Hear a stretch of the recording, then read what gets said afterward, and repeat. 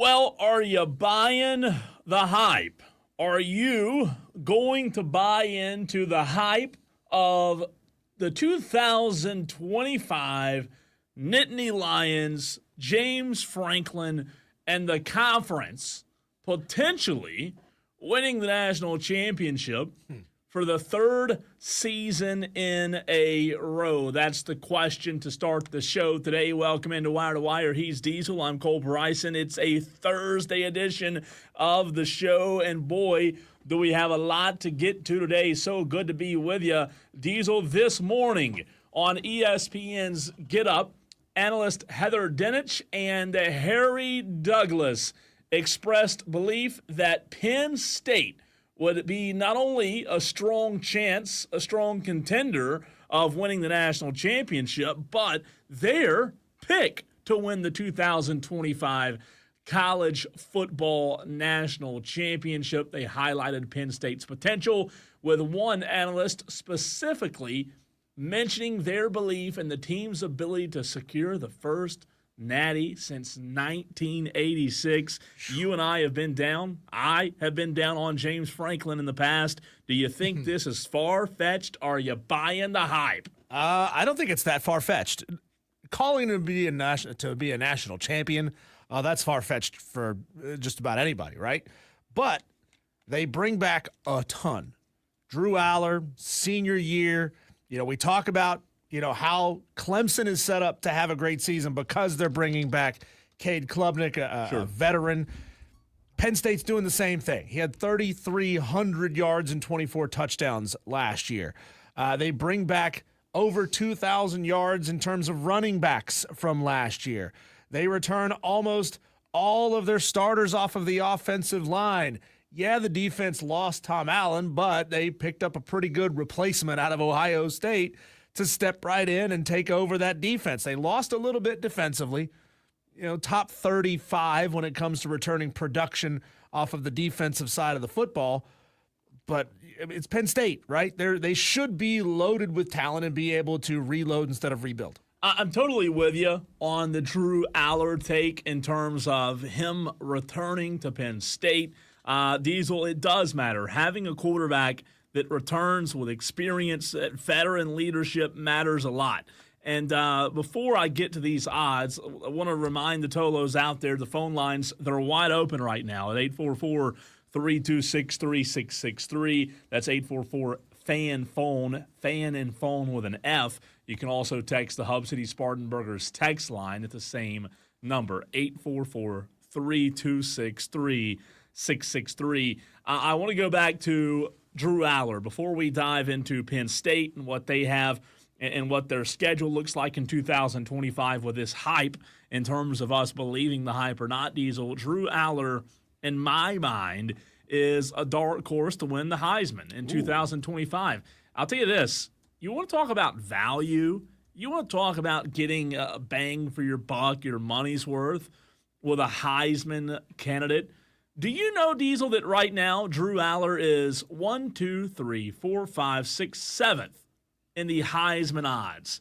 So he has the 7th best chance, according to Vegas, to win the Heisman. We'll look at the odds for the national championship in a second. But don't you just feel like Drew Aller, returning quarterback, and Lenora Sellers is also up there, but Drew Aller may be a little disrespected at plus 1,600? Yeah, I mean, people look at him like he's just a game manager type of quarterback. I mean, and that may be what he is. If you've got the right talent around you, though, being a game manager is pretty good. He threw for 24 touchdowns, 8 interceptions last year, 66% completion ratio. So it's not like blowing the doors off of anybody, though it was his best season by far there at Penn State when you look at, he played the entirety of the 2023 season. 2022, he didn't play a ton in 2022, so it's kind of skews those numbers a little bit, but he went from 58 to 59 to 66% completion ratio. They're putting him in positions to be successful. He's got another year of experience around him. It depends on how good his receiving core is. If they can be special, then this Penn State team can be special. And maybe he is, Diesel. Maybe he does fall in line a little bit in terms of being a game manager. He was ranked 13th through 19th nationally last year in passing efficiency, QBR. Look, he wasn't in the top 5, wasn't in the top 10, but he's a guy that does have downfield playmaking ability, right? He has a good long ball. His stats were bolstered a little bit with Tyler Warren at tight end, who was phenomenal in 2024. So look, is he Joe Burrow? No, at the collegiate level, certainly not. But I think even if he is just a game manager, I'd say Drew Aller in college football is a pretty good quarterback and a pretty good game manager, one that I would take. I mean, outside of the other quarterbacks above him, Arch, Garrett, Cade, and Lenoris, Drew Aller, man, I mean, who wouldn't take Drew Aller to lead their football team? There's only a few above them that you might say, well, I'd take them over Drew Aller. But plus 1,600, which $10 will win you 170 if you made that bet on Drew Aller. I don't know. I think Penn State, Diesel, to answer my own question and kind of to take a deep dive into what Penn State could do in 2025, I think they're a contender. But how do you go from a contender in the national championship conversation to actually doing so? Does Penn State have those guys, right, on their roster to go from this conversation that we're having to actually being able to hoist the trophy? And also, can James Franklin prove a lot of people, including me, wrong? Well, it's on James Franklin to keep his emotions in check, because we've seen how many times over the past 2 years, 3 years, fans are getting on him. Maybe it's feeling the pressure. Maybe it's just his personality and who he is. He's quick to snap back and clap back at people.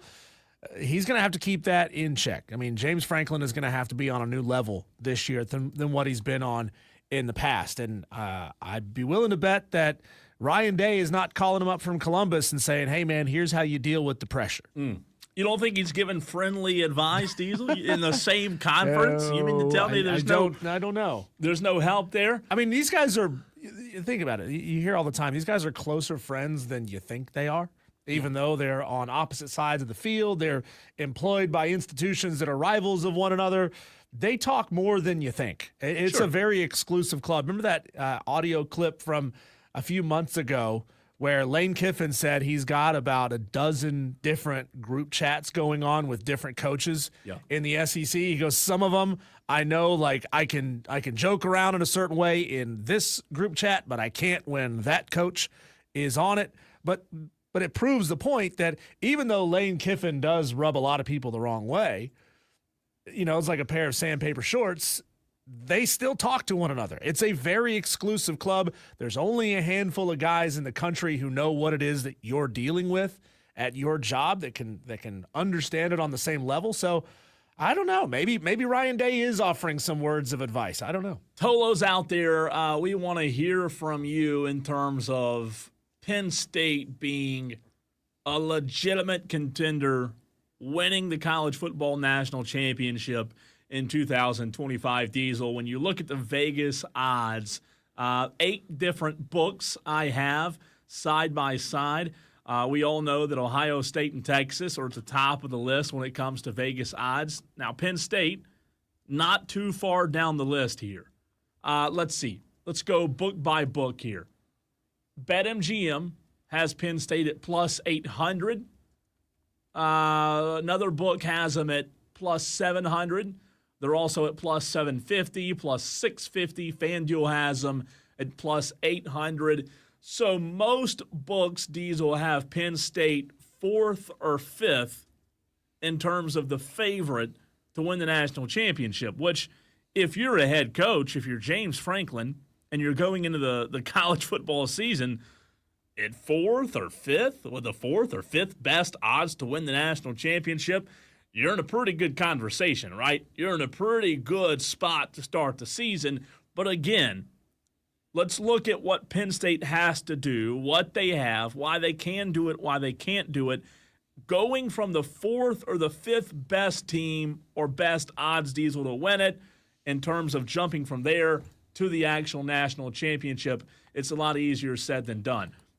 Let's do a little rapid-fire win-loss on the Penn State Nittany Lions. First of all, to be a national champion, you got to get into the college football playoff. Tell me if you see 9 wins on this schedule. 9 wins is what it's minimum is what it's going to take to get you in, okay?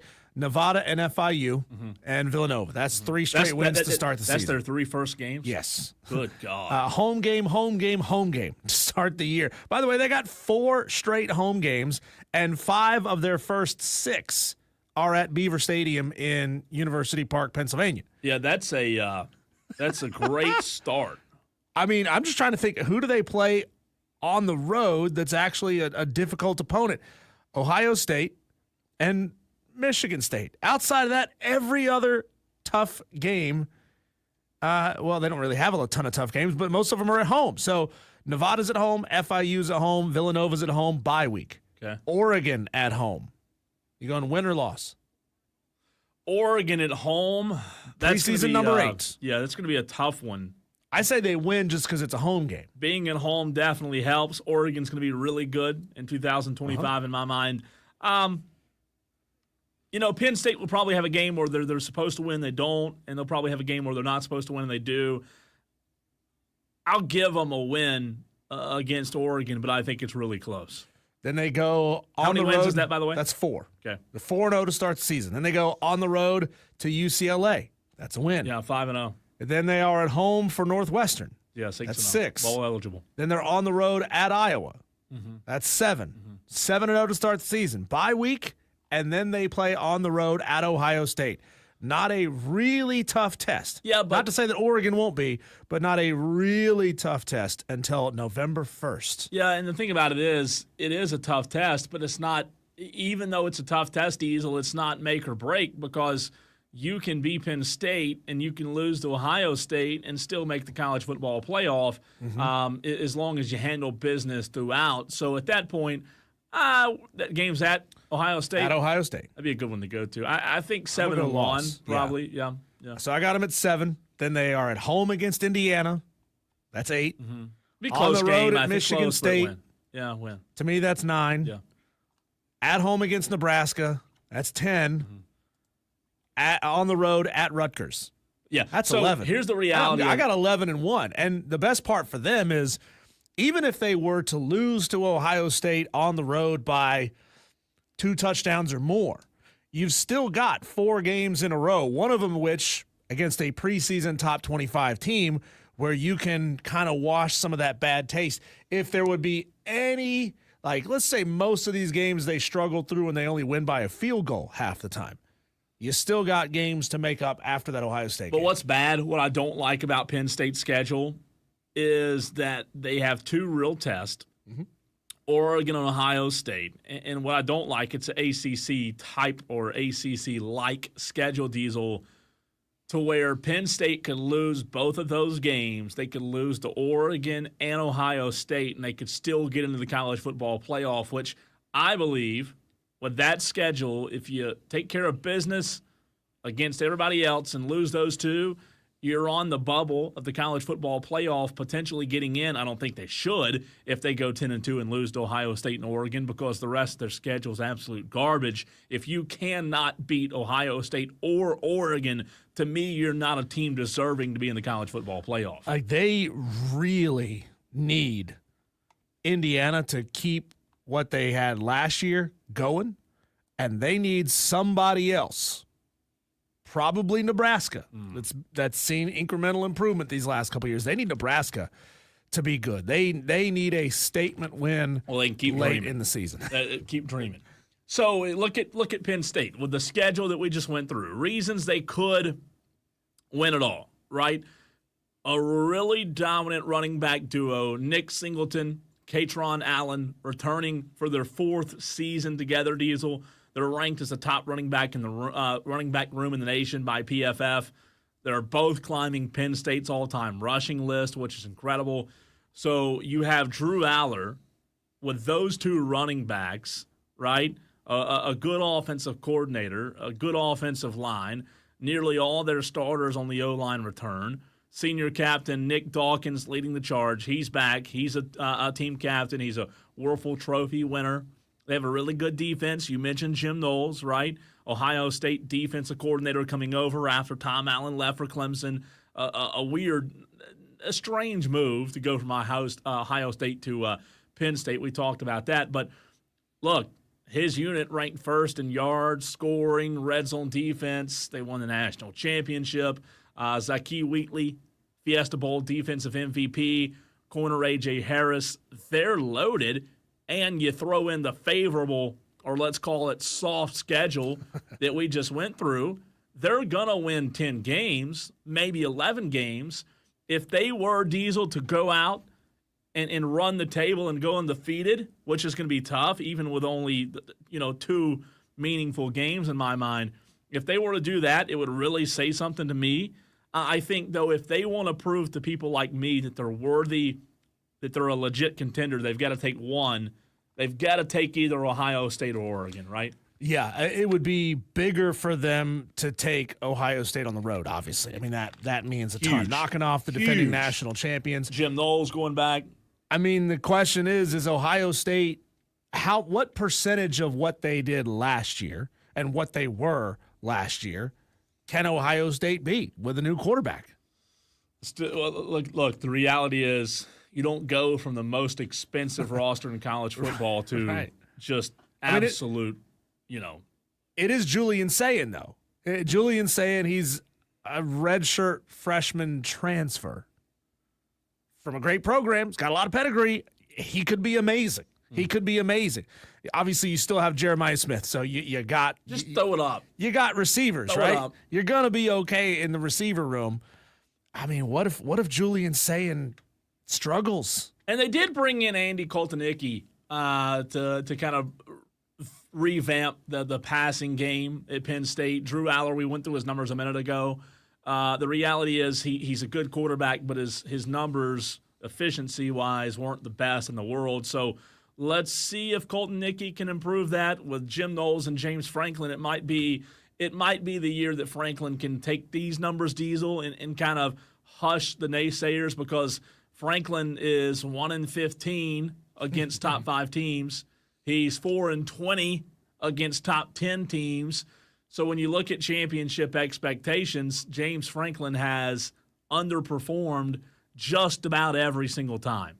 So I don't think it's unfair for us to look at Penn State and say, well, they're going to have to go prove it, because he hadn't done it yet. He beat a okay yes, he won a college football playoff game last year. But let's not act like that win over SMU. Is that right? That's right. Come on. What are we doing here? I mean, they didn't beat anybody. Is that where we are now, that a playoff win holds no meaning? I didn't say no meaning. I mean, okay, but you're downplaying a playoff win. These are all teams that were worthy of getting in the playoff. State, go beat Texas. You're treating a playoff win like it was week 1 of the season. Yeah. And it's just a random out-of-conference game. Well, SMU wasn't one of the best 4, 5, 6 teams in the country last year. So, again, Diesel, the reality is if you're going to win the national championship, you've got to be able to beat the best out there, not SMU. You've got to be able to beat Texas, Ohio State, Clemson, LSU, and James Franklin just hasn't proven that. So I'm not saying that he can't do it, but we're in the point where James Franklin, he's got to go prove us wrong. He's got to go prove me wrong. And if you're Lane Kiffin, beating Clemson doesn't mean anything to anyone either. No, I saw that. that should upset Clemson fans, by the way. Dewey texts in at 844-326-3663, the Hub City Spartanburgers text line, and says, I hate Ohio State, but I think Ohio State has the edge against Penn State. Success is inevitable on YouTube. Who's watching? Welcome into the show. Says, don't count that win against Iowa so easily. Iowa always has a defense, and they've got a quarterback in the former South Dakota State quarterback that's now playing at Iowa. You lose to Iowa, we got problems. Sorry. I'm just saying. I hope that this show is not on in our boss's office down the hall, because he's an Iowa fan. They should beat Iowa. Our big boss downstairs is an Iowa fan, too. They should beat Iowa, right? Well, that talent, Jim Knowles. One would think. I mean, Penn State should be beating Iowa 8 out of 10 times. Yeah. Tolos, if you're watching on, realize there's a little bit of maybe a connection issue or slow internet issue. You're frozen. Look at you. Yeah, I've got 2 spinny wheels. That's funny. See, on mine, you're like this. See, look, I got 2 spinny wheels on mine. It looks like It looks like a dark brassiere with some hypnosis Real quick, though. nips. There we go. Before we Back go on. to break, Diesel, what would, and this is a big picture question that we can table for another segment and another day, but what if Penn State won it? What would it mean for the Big Ten Oh, man. if you went Michigan, Ohio State, Penn State, back to back to back, and all of a sudden this conversation about the SEC reclaiming its dominance? Ooh. I don't think it says a lot. You don't think so? I don't think it means that the Big Ten is going to win 3 out of the next 6 or 7. Be impressive, though. It'd be impressive, yeah. But I think it also would say that the SEC cannibalizes itself. Speaking of which, almost all SEC coaches that we've heard from at SEC Media Days are in agreement. But which one of them is not in lockstep with the others when it comes to a 9-game conference schedule? Who is it? That is next.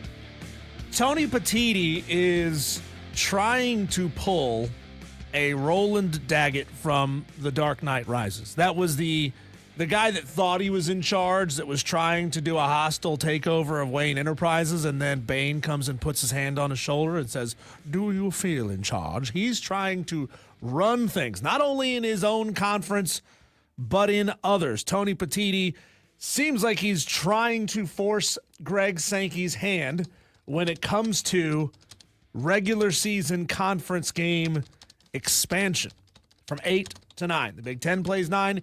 He wants the SEC to play 9 as well. But good old Greg, and I never thought that I would back Greg Sankey on things because he is a selfish you-know-what, which is his job, by the way, to be selfish for his own conference. He's trying to force Greg Sankey to up from 8 to 9 conference games. And Sankey is saying, nah, bro, not really interested in that yet. Not until we figure out exactly what the qualifications are going to be for the college football playoff. On its surface, does winning 2 national championships in a row grant you the kind of power to try to take over the sport? You know, it's interesting. For me, Diesel, it's not even so much about winning national championships as it is doing what's best for everybody involved. So you have different conferences. Some conferences, right, tell me if I'm wrong here, are playing 9 conference games. The SEC is not one of those conferences. So, yeah, you can look at it from a perspective of, well, you know, they've won the last 2, the Big Ten has, so we should have some say. But I'm more interested in, Greg, you sit there, Tony, you sit there, and everybody else be quiet. Why should we have 9? Why should we have 8? Are we trying to align the SEC, Diesel, with the other power conferences and what they're doing? Because again, I think everybody else is playing 9, and the SEC is the only one not playing 9. So is that so? Look, again, I want to know what's best for everybody. I want to know what's best for the sport. I want to know what the alignment will do for the postseason, for everything. Right? What is it gonna benefit everybody? What are the meaningful late season conference games? Are they going to be good? Are they going to be bad, and vice versa? Cole, let's see if you can hit refresh on your stream there. Dan B says Cole's frames per second is about 2 frames. Did somebody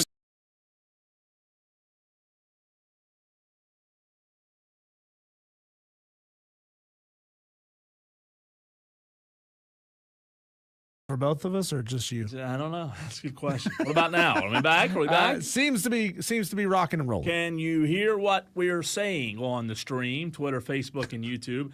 Now it says only 5. Okay, now the numbers are starting to climb back up. Sorry about that, streaming Tolos out there. So sources are telling ESPN that Tony Petitti will not move off of 4 automatic qualifiers for the conference when it comes to the college football playoff. And again, all of this, revolves around the college football playoff and how these commissioners are trying to position their conference the best way they see fit. Sources say there is no chance that the Big Ten will support the 5+11 format, which is what Greg Sankey wants. Yeah. And they won't do it so long as the SEC remains at 8 conference games. And because the Big Ten only plays 3 non-conference games compared to the 4 for the SEC, the Big Ten feels it's at a disadvantage if the selection committee picks 11 at-large teams. I'm not sure why 3 out-of-conference games put you at a disadvantage compared to 4, unless you're trying to say, well, we should all schedule relative the same strength/weakness when it comes to our out-of-conference.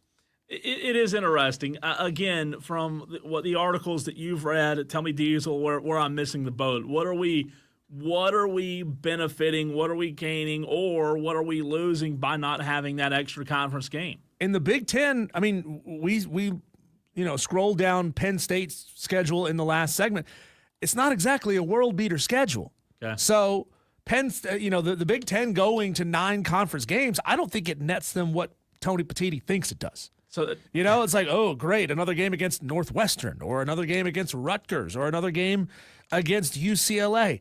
Ooh, that doesn't mean anything, So the SEC doesn't need to go to 9 games. They will only do it if they want to and if they feel like it's in their fans' best interest when it comes to selling tickets to the games. Because what would you rather see if you're a Florida fan or if you're a Tennessee fan? Would you rather see FIU on the schedule, or would you rather see Missouri on the schedule, or would you rather see Texas A&M on the schedule? You'd rather see Missouri or Texas A&M than FIU. You know what let me tell you where I am today. And this is just because we're so close to football yet so far away.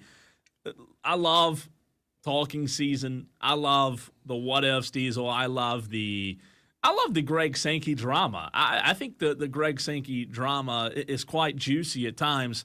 However, on the 17th day of July, I think I'm to the point where I'm like, okay, look, Greg, I don't care. Tony, I don't care. I want to talk football. and I don't know. Look, tell me if I'm wrong here. 10, 15 years ago, it feels like we talked football a lot more than we talk now. And what I mean is we talked what's going to happen. We talked X's and O's. We talked personnel. And now, because of this crazy, ever-changing landscape and conference realignment and the playoff. NIL.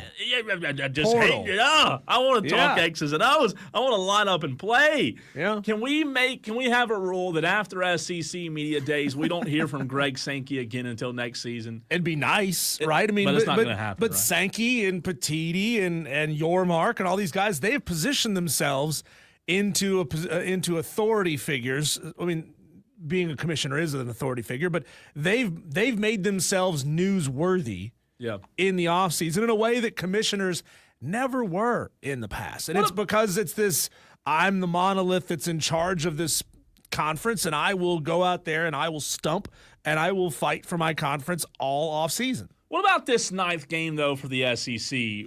Tell me what I'm missing. When you talk about TV revenue, Diesel, for Greg Sankey, and again, you and I haven't been able to ask Greg Sankey this straight up, but what would be the cons? Because wouldn't the SEC gain ultimately from that 9th game with ESPN and more revenue dollars on the table? Well, yeah, they would gain by putting another strong opponent on their schedule, which is always good.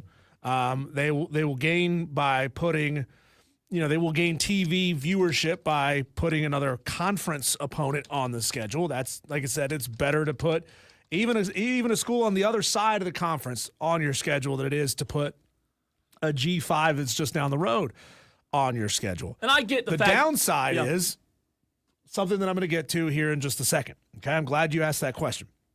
So I teased going into the break that most of the not athletic directors, but coaches. Most of the coaches that we've heard from through SEC Media Days are on board with going to 9 conference games. One of them, which will surprise you which one it is not.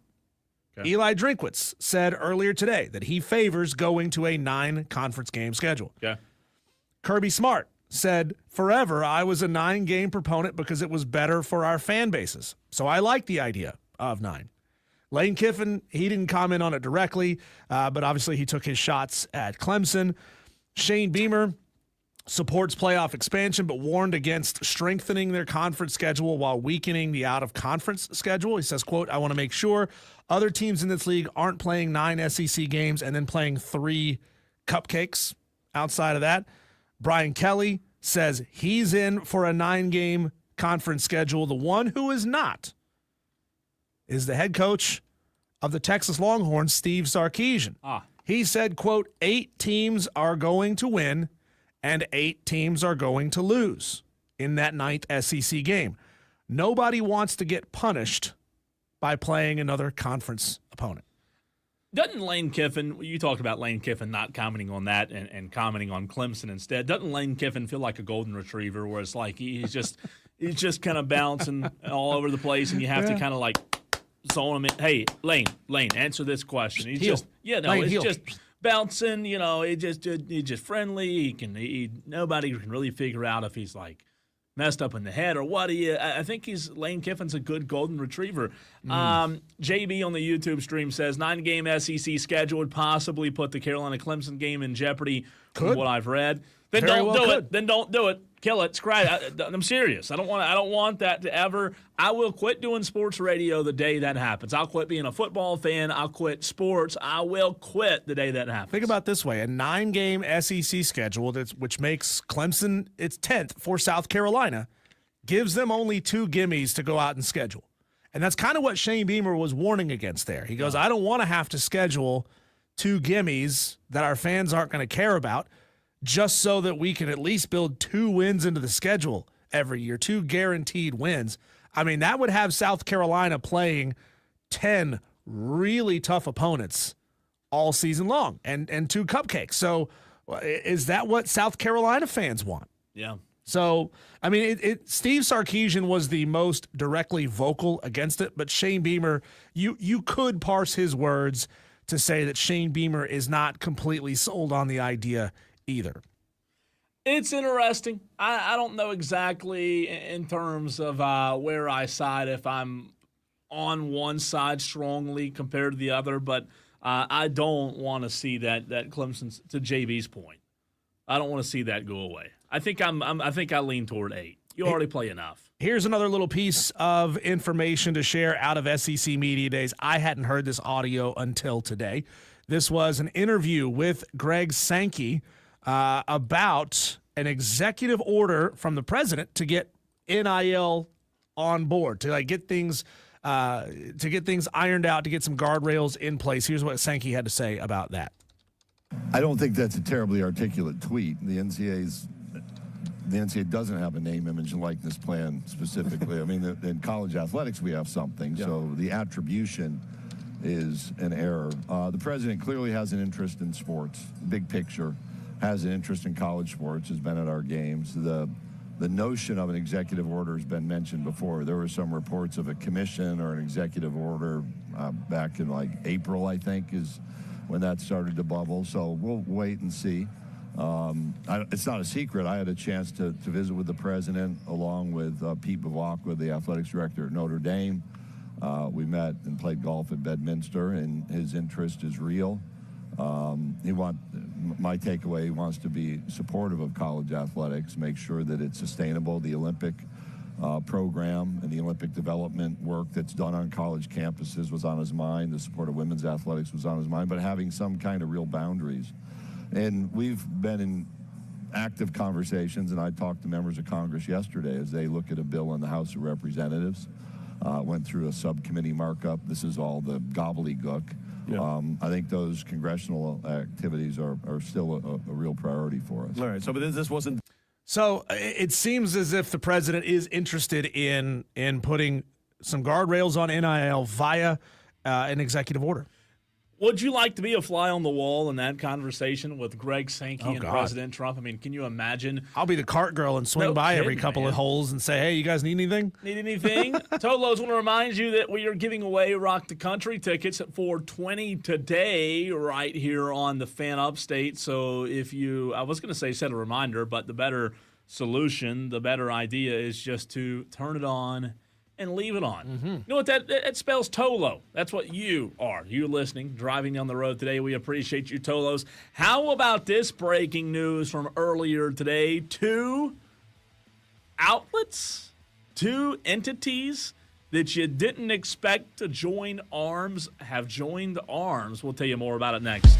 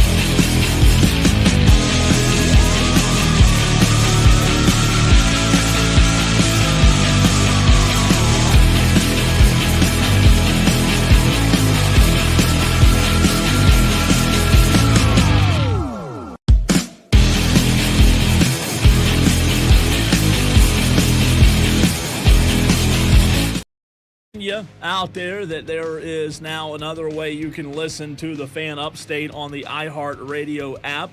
There was already TuneIn and the Odyssey app that we've told you about many, many times, but make sure that you tell your friends, tell the other Tolos that the iHeartRadio app now carries the Fan Upstate. So you really have no excuse not to Tolo. That is called synergy. Yeah. Two big companies that were butting heads and have been butting heads and competing for years and years and years coming together. And Tolos, that just gives you another opportunity, whether it's Furman basketball, Burns football, Wire to Wire, the Rob Brown Show, turn it on and leave it on. Well, Tolos, Diesel, it is officially official. How about this news from earlier today? Fox Sports announced Thursday afternoon that it has entered into an expansive deal, not expensive, not Cole's country accent, expansive deal with Barstool Sports. We are joining Big Noon Kickoff, Dave Portnoy said in a video Thursday in which he touted Michigan's pedigree at the comedic expense of its competitors' conference. Dan Big Cat Katz will also make appearances on Big Noon Kickoff. It was reported that a deal was near earlier today, Diesel, but now it has come to fruition. And Fox has officially said, Fox Sports has said, we're excited to welcome Dave Portnoy and Barstool Sports to the Fox Sports family.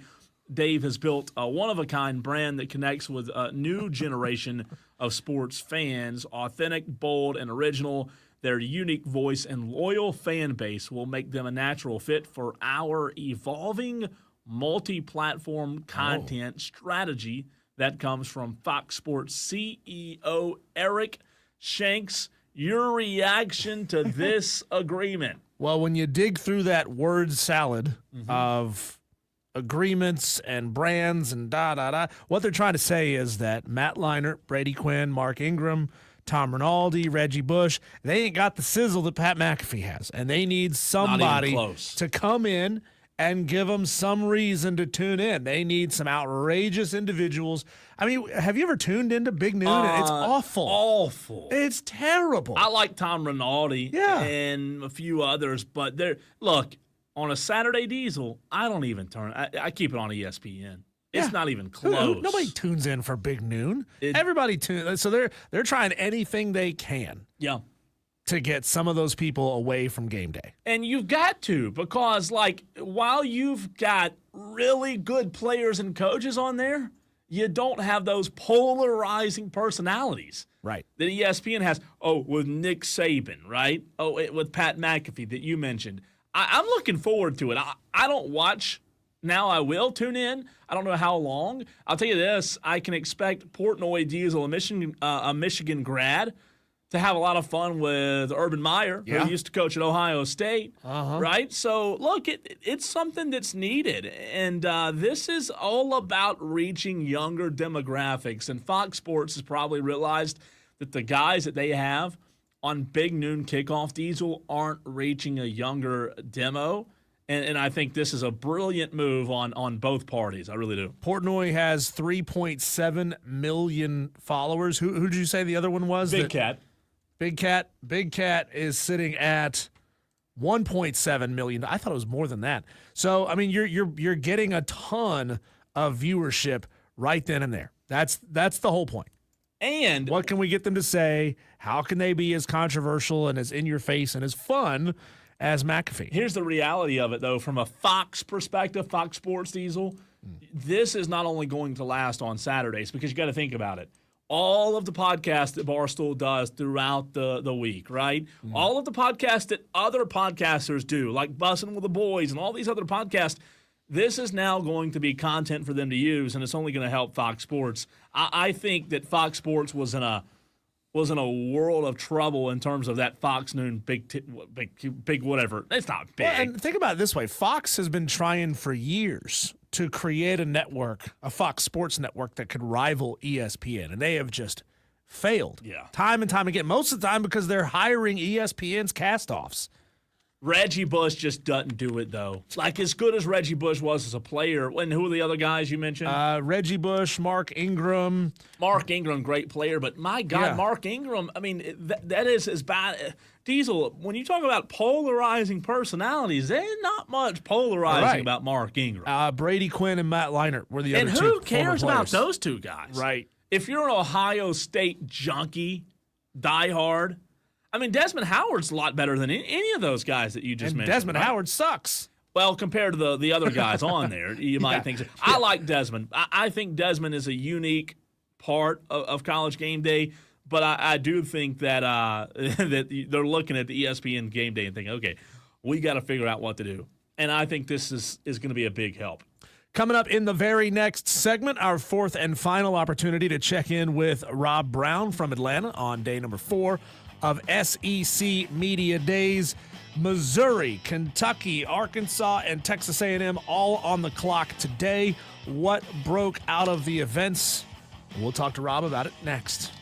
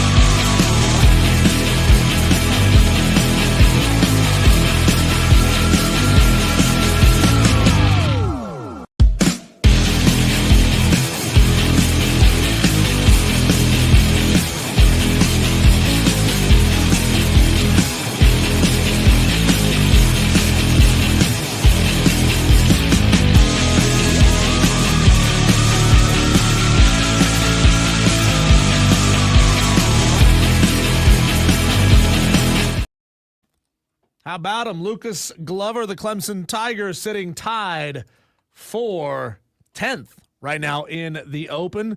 He is through 16, so he can move up, he can move down. He's sitting at -2 on day one of the Open Championship, the fourth and final major of the PGA season. We'll get into that a little bit later on in the hour, around 4:45. We'll jump into that conversation, but let's go to the phone lines right now for the last time from SEC Media Days, maybe ever, because apparently it's exhausting. It's tiring to be at SEC Media Days, living the dream. Welcome into the show, Rob Brown. I just wonder, when Mike Elko took the stage, did they reverse troll him with the Texas fight song, or was that only something they did to Steve Sarkisian? So first and foremost, Diesel, you're not allowed to talk about golf because the presentation sucks and you hate it now. So you got to knock that off. Second off, I am tired. Shut up. They were like 14-hour days, and I was busting it. Third off, hey, hate on, hater. It was okay. It was in fairness, it was pretty kick-ass. It was a pretty solid 4 days of football coverage. No, that's what the people want to hear. Did they not reverse troll Mike Elko, which was very, very disappointing? Can we talk about the fact that Steve Sarkisian had a moment to just get up there and absolutely ramrod the Aggies and just go off and become like a total wrestling heel and cut the promo of a lifetime? And instead, he's just like, hey, everybody, thanks for coming. Yeah, I know they played my second biggest rival's fight song for me, but I'm totally cool. Come on, Steve Sark, do better, man. Steve Sark has got Rob's panties in a wad. Rob Brown live from SEC Media Days all week long. Fantastic stuff and fantastic coverage as well. Your favorite person that you talked to all week was who? Oh, that's a good question. Benjamin Watson from the SEC Network was really good, played his tight end ball at Georgia before he had a very successful NFL career. He had some interesting football perspectives. He got really into and this is the stuff that I find fascinating as a giant nerd, but he got into the schools hiring GMs aspect of it and kind of what that meant and how that was probably one of the biggest changes in college football that is having the most impact that fans don't really consider. I thought that was a good one. I talked earlier today with Chris Gordy of the SEC podcast from the whatever podcast network he's on. Now I feel like a terrible host. It's been a long week, boys. Get off me. He's tired. Gordy was guys. very good. Had a lot of perspective on the quarterbacks, which was kind of one of my favorite takeaways, was the fact that this league has a ton of quarterbacks that you know the names of, and probably one, maybe two proven commodities at that position, which I thought was a good take. As far as players and coaches, I hate to be a homer, but DQ Smith of the Gamecocks was a great interview. Super relaxed. Didn't just talk X's and O's. He was talking to me as a dude, but he was talking about the defense, and with the loss of guys like Nicky Manwari, I said, how do you replace NFL talent with the next guys? And he said, look, we got a ton of experience on the other side of the ball. We got multiple 4-year starters who have gained a lot of experience and learned from those guys.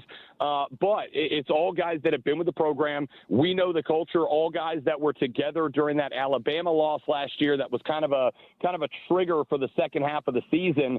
And he was just talking about the fact that he thinks that experience on that side of the ball is going to answer the biggest question that folks were asking about South Carolina at this event, which is, we know Lenoris is good. We know you got offensive talent. Are you going to be able to stop anybody? And he said, yeah, we got dudes on the other side of the ball that are disciplined and dynamic and experienced and have a lot of faith. And I got to tell you, there are very few guys that you sit and you ask them questions for 10, 12 minutes, and they kind of change the way you think about the football program, mainly because at these events, it's all propaganda, right? Nobody's going to go there and go, oh, I got questions about my own football team. But there's very few of them that when they're answering that question and give you that propaganda, do you go, okay, I buy in. I actually believe what you're selling. And DQ Smith of the players I talked to was at the top of that list. Rob, we talked about this in the second segment of the 3 o'clock hour. Of the coaches that were asked about it, most of them were in favor of going to a 9-game schedule. Some kind of stayed neutral on it. Eli Drinkwitz is in, Kirby Smart is in, Brian Kelly is in. Steve Sarkisian, though, to bring it back to him, is one of the ones who was openly against going to a 9-game schedule because he says nobody wants to get punished by playing another conference game. He says 8 of our teams are going to win that game. 8 of our teams are going to lose that game. Odd for a coach that has a top 5 preseason team going into the season. What's your takeaway from Steve Sarkisian being the one openly against going to 9? Well, I mean, I think there's a lot of different angles to attack this. Let's start with the big one, which is Greg Sankey said that they want to go to 9. And if Sankey's out there saying it, you can go ahead and pretty much write it down as done. And then the other angle that I think is maybe even, and I will come back to the coaches, but the other angle that's maybe even more important is that Sankey said earlier in the week that the SEC and the Big Ten, he and Tony Petitti were on the phone with each other 4 days for multiple hours last week trying to figure out, all right, if we're going to go to this 16-team playoff, like what is the model? And they could not reach an agreement. Well, Petitti came out later in the week, and these two guys, for being the two most powerful football influences on whatever is going to happen here, these two guys were very much suddenly not holding hands and singing Kumbaya anymore because Petitti wants the 4-4-2-2 1+ model. Sankey wants the 5+11 model. And Petitti kind of put a chip on the table and said, we will consider the 5+11 model if and only if the SEC goes to 9 games the way that we have done. So I understand Sark's point. When you leave the extra space on the schedule, you can go schedule Northwest Southeast State Texas University for nuns or whatever, and basically guarantee yourself another win. But I would also point out that, or at least I think, fellas, you may disagree, that I think the last couple of years the committee has shown that they do value the SEC and the Big Ten schedules as they are, right? Like if last year South Carolina would have been battling for that 12th play-in spot or playoff spot, and instead of going up against, Ole Miss and Bama, if they would have been going up against Kansas State and Oregon State, like they would have got in. They would have said, yeah, you maybe had one more loss, but you played a much more difficult schedule. So I get what Steve Sarkisian is saying, but I also think, and a lot of this is going to depend on what format we go with the playoff committee is going to look like. I think one of the reasons that the SEC has not pulled the trigger on that is because the playoff selection committee has not put out a list of their metrics about how they're going to pick teams. So I think they're waiting to find out, do you get more credit for a good win than you get dinged up for a bad loss? Because if that's true, then maybe going to 9 isn't the right play. But if strength of schedule is number 1 and you're not going to get penalized for good losses, if you believe there is such a thing, losses to very good football teams, but you'll be credited for playing a tougher schedule, then going to 9 would make sense for the SEC. So I'm not really shocked that anybody is taking a stance or what their stance is, because I think there are so many variables still in play as to what's going to get you in or get you kicked out of the playoffs, that they want to wait and find out exactly what that metric is, so they set their conference schedule up to give themselves the best chance to get as many teams in annually as they can. Rob Brown of the Rob Brown Show joining us right here on the Fan Upstate. Rob, very soon you will be making the drive home from Atlanta to Greenville, so let's talk mileage. This question is a mileage question, okay? You put out your projected order of finish for the SEC just a few days ago, and when you talk mileage, when you look at Georgia, Texas, Bama, South Carolina, LSU, that's your top 5 projected order of finish. How much mileage is between these teams in the top 5, maybe even the top 10 in your mind? Not very much. I got Georgia and Texas 1 and 2, and I think most people at the media days did. But I also think it is very fair to say you can have questions about Arch Manning. You know who said at media days, that Arch Manning's only played 2 games, and it is fair to say that there is a lot to prove. Arch Manning said that. And it may have been a moment of false humility, or maybe it's legitimate. I don't know. But Arch Manning said, guys, I played 2 games. You guys are putting Heisman hopeful tags on me. You guys are saying Texas is going to win the title because of me. I've played 2 games and some package roles, and I think that's fair.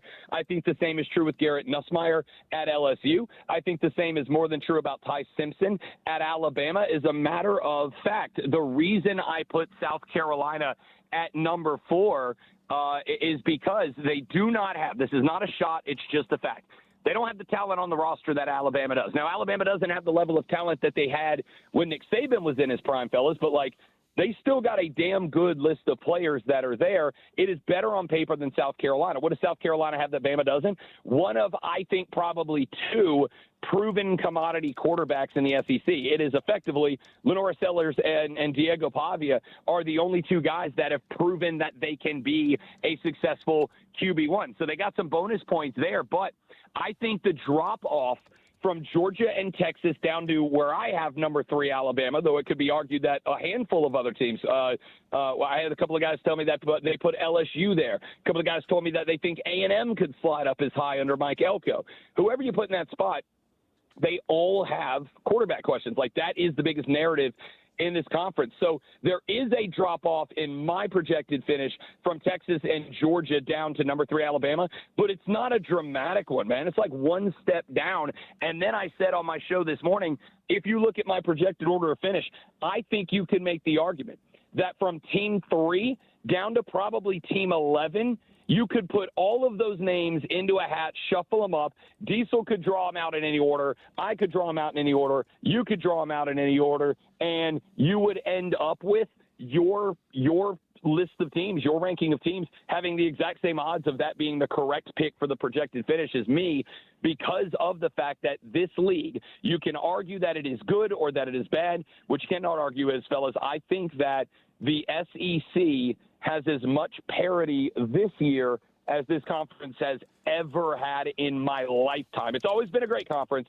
I think it's as deep of a conference as it has ever been in my lifetime. Yeah, Rob, we spent some time yesterday talking about Florida and whether or not Billy Napier was going to be able to survive longer than Brent Venables does at Oklahoma. And for him to survive, they've got to at the very least, repeat that 8-5, maybe even go a little bit better. But 4-4 in conference for Florida last year. If Florida's going to make a step up, and I think DJ Lagway is the right kind of quarterback to take at least a baby step forward for Florida, somebody's got to fall back. The easiest answer is probably Missouri as that team that's going to drop back because they lost Luther Burden III, another couple of great wide receivers as well. But if it's not Missouri, if Florida doesn't jump Missouri, who do they have to creep past to rise up that end of season rankings for the SEC? Well, I mean, listen, I think if you go back and you look at the order that I put the teams at and you look down at the teams at the bottom, I think there's going to be a huge drop-off for Arkansas. I put them last in the league. I think they might win 3 top 4 games this year. Missouri, I do think, has taken a big step, which is too bad because I do like Eli Drinkfitz quite a bit. I think he's a good coach. I just think that at the end of the day, Mizzou can't get talent like a lot of other schools can, and that's going to show up. Same with Kentucky. I got Kentucky at 14th. Mark Stoops had a bunch of momentum going for Kentucky, but then he started smack-talking Shane Beamer about the sunglasses and the dancing in the locker room, and Kentucky's just not been able to get talent. This is the worst, on paper, this is the worst Kentucky team since he's been there. I've got Vanderbilt, Mississippi State, both behind Florida. Auburn is an interesting one because I do think there are probably 2 coaches that are entering the year on the hot seat, and I do think that Hugh Freeze is one of them. I think it is fair to say that Sam Pittman at Arkansas is the other one, but I think there's a fallback for Auburn too. Like, Hugh Freeze is a football mind, yeah, but how many years do we have to watch Hugh Freeze do everything away from the football field that proves that he just doesn't think that deeply about everything that's not X's and O's? We've got hookers on a burner phone. He's getting blasted by his own fan base for not being on the recruiting trail. And in the same weekend that he's saying y'all are overthinking this, he gets caught playing 18 holes of golf at the local course. Like, I think there's a step back for Hugh Freeze. Brent Venables, I don't know, man. Like it's another one of those schools that if the quarterback hits, they could jump up. If the quarterback doesn't, they're going to fall off. I think Brent Venables is doing the smart thing this year, which is I think he's going to take a step back and just be a defensive coordinator who is also the head coach instead of the other way around. But I just think outside of that, I haven't really seen anything out of Brent Venables. Mike Elko at ATM a lot, or Texas A&M, I like a lot, but, growing up for them. But here's where we kind of get in that spot, right? Because I was talking about it a minute ago. I got South Carolina, LSU, Florida, Tennessee, A&M, Ole Miss, Oklahoma in that 4 through 10 spot. And I think I could take any one of them to finish 4th, and I could take any one of them to finish 10th. That being said, one of the takeaways I had from this, boys, is while I have been talking about almost every team has questions at quarterback, and it is absolutely fair to say that DJ Lagway at Florida is one of the quarterbacks we can have questions about. I got a chance to talk to him for about 3 minutes. And another guy that I'm kind of buying into the hype, not just because of the highlight reel plays from last year, but because he talked a lot about growing up, about maturing, about becoming a leader, yada, yada, yada. The dude has $1 million smile, all the charisma in the world, all the confidence in the world. Like, he very clearly, at least not at SEC Media Days, he was very clearly not intimidated by kind of being in a position that Lenora Sellers is in, which is, if you are good, this team could be 10-2, 9-3. If you are bad, this team could be 6-6 and fighting for a bowl game. If Florida's going to move up, I think Tennessee, A&M, and Ole Miss, though, are probably the 3 teams that they will have to climb on top of to finish inside the top 5 or 6.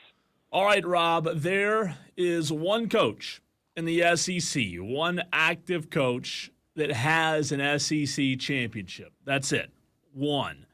Who is the next SEC active coach in your mind to join Kirby Smart with 2 SEC titles?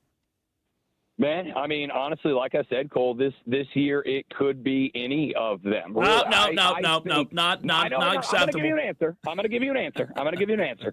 But before I give you an answer, I am going to say, this is one of those things. I was talking to Chris Gordy of Locked On SEC. There's the podcast name. Shout out Chris Gordy, Locked On SEC. There it is. I knew I'd do it. We were talking today about the fact that there are probably legitimately 8 or 9 teams in this conference that could win this division realistically. I'll tell you who I am super hot cold on. There's only one of 2 outcomes for Brian Kelly and the LSU Tigers. Outcome number 1 is they're going to win the Southeastern Conference this year. They've got the talent. If Garrett Nussmeier is a dude, they've got the talent. They've got the skill position. They got the wide receivers. They got the defense. If Brian Kelly can get the most out of Garrett Nussmeier, LSU will win the Southeastern Conference this year. If he can't, and if Nussmeier isn't the dude, and if Brian Kelly just can't figure out how to pull the controls, that LSU team could also be 7-5, and Brian Kelly gets fired at the end of the year. So if you're aiming high and you're super hot on LSU, this would be the year to pull the trigger, because talent-wise, I don't honestly think they're that far behind Georgia and Texas. And Nussmeier if he's as good as everybody wants him to be, he can absolutely be as good as Arch Manning is. He could absolutely be as good as Gunnar Stockton is. If they hit it right, it'll be Brian Kelly. If you ask me to pick one more out of that, I honestly, past that, I don't know who else is the next team up that I would say. I mean, I want it to be Kalen DeBoer because I like the guy, and I'd love to see him get it done and kind of tell the Alabama fans to chill the F out for 10 minutes. And I think he's got the talent to do it. Problem is, like I said, Ty Simpson, I don't know anything about him. And the fact that every other team brought their quarterback and Alabama left Ty Simpson at home kind of tells me that maybe they are a little bit outmanned at that position. So I'd put Kalen DeBoer in that spot. But if you made me give you one right now, the only answer that I look at and go, I'm definitively comfortable saying they're either going to win the conference or they're going to be 6-6, 7-5, and he's going to get fired. The answer is Brian Kelly to both of those. I like it. Rob, how much, if any, chatter did Greg McElroy generate there at SEC Media Days when he floated the idea that maybe Nick Saban would return to college football in some capacity? I mean, he could easily take over any job, just about any job in America outside of maybe 2 or 3 other programs that he wanted. And there might be a lot of Alabama fans that would pay whatever it takes to fire Kalen DeBoer and get him out of there, even if he had a great season this year, and bring Nick Saban back. So how much real chatter did that generate? Was it just kind of a, okay, yeah, Greg's just saying, whatever. What level of a pipe dream did people chalk that up to? Yeah, I don't really think anybody in the media took it too seriously. I mean, it was more one of those off-season conversations where everybody was fantasy booking, as we say in the wrestling fandom, fantasy booking, like, oh, wouldn't it be cool if he took over at Navy? Wouldn't it be cool if he went to Ball State? Wouldn't it be cool if he replaced Lincoln Riley at SC and tried to be Nick Saban, but, like, in California, dude, like – there was a lot of fantasy booking about it. I don't think anybody really took it seriously. I mean, look, even Paul Feinbaum was kind of shutting McElroy down when he said that. Lane Kiffin was on SEC Network, and they asked him about it, and he was like, "Yeah, we need Saban coaching. He's too good to not be here." But Lane Kiffin's an internet troll who happens to be really good at calling an offense, so he kind of snickered. He was kind of playing with it as well. I don't think Nick Saban's coming back, or if he does, it's not anytime soon. And I don't really think anybody in the media took it all that seriously. But I don't know Nick Saban personally. I don't have his number. I can't text him and ask him. So maybe he is one of those guys that, just that's what he does, and that's how he kills his time. But if you watch the guy, can we keep it a buck, boys? He's killing it on game day. He is shockingly funny on College game day. He's got all the media jobs he wants. He loves Miss Terry more than he loves football, so he's taken care of at the house. Like, I just don't see anything out of Nick Saban that says he's coming back, at least not anytime soon. Rob, last one for you. You mentioned Lane Kiffin. Lane Kiffin took a shot at the ACC with Heather Dinich. He said, and I quote, "I had a coach that played Clemson last year say, put Clemson on my schedule every week compared to playing SEC teams, but there might be years that the ACC really does have teams." How do you take that from Lane Kiffin, given the fact, Rob, that Lane is 4-15 in his career against top 10 teams? I took it exactly how you set it up. I think it was not a shot at Clemson. I think it was a shot at the ACC. And, I mean, let's really kind of book this out, right? We'll be at ACC Media Days next week. Let's really kind of look at this conference. You got Clemson, who was in the playoff last year. You got SMU, who I really do like SMU, but just like Clemson, they both got clobbered in the first round, right? So, they got in, they both got hammered in the first round. I think the point that Lane was making here, or at least the way that I took it, even though I always want to assume that Lane Kiffin is being a troll, I think he has a point here. If he's making the point, I think he is, which is it's not a good conference. Guys, no. It's just not. No. I got Clemson at the top. I got SMU, and I really do like Kevin Jennings and Rhett Lashley this year. They're going to be one of my top two teams next week when we vote on that conference. But outside of that, I got Miami that's for 2.5 years now had all the talent and a number one draft pick at quarterback last year, and they got a head coach who doesn't understand that if you kneel the ball, you win. Do you trust that team to win? No, I really don't. And then after that, you got Louisville with Jeff Brom, who's fine, but Louisville's got a very long way to go. You got Florida State coming off a 2-10 year. You got North Carolina so desperate just for attention they hired Bill Belichick. What else is there in the ACC? And I think what Lane was kind of saying is, the reality is, and this is a cliche we've all used, iron sharpens iron, right? If you want to be the best you can be, you've got to be challenged. You've got to go through adversity. If you're not challenging yourself, if you're not being challenged, you will never be the best version of yourself. And I think what Lane was saying was Clemson's a good team. They got a good coach. They got good players, but they're rarely challenged. They got 3 games this year that are a challenge. They got LSU right out of the pipe. They got South Carolina at the end of the year, and they got SMU in the regular season. That's it. They got 9 games, fellas, that they're going to come into as 7.5 or more point favorites, probably double digits in most of them. So the question is, if you believe that you have got to be challenged and succeed week in, week out in order to be playing your best ball when you get to the playoffs, is that something that can happen for Clemson because this conference is there? And I hope they fix it. I don't know what it takes for the ACC to fix it. I hope they do. If that conference is going to be that bad, Clemson is not going to be tested very often, and that means when they get to the playoffs or when they're playing SEC schools late in the season, they will not be playing their best ball, and those schools will. That is also, again, part of the reason that I think the playoff selection committee is going to give SEC teams that have 1, maybe 2 more losses than an ACC team, they may still give them the nod to the playoffs because they've just played better teams more frequently. I used to push back against this narrative, guys. Both of y'all know that. I can't do it this year. Rob Brown, appreciate you as always, man. Absolutely, guys. Thanks for having me all week. I'm going the hell to bed. See you tomorrow. Rob Brown of the Rob Brown Show right here on the Fan Upstate.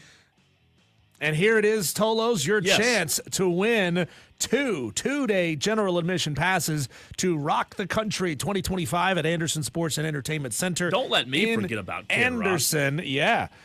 Kid Rock on Friday, the headliner with Tracy Lawrence.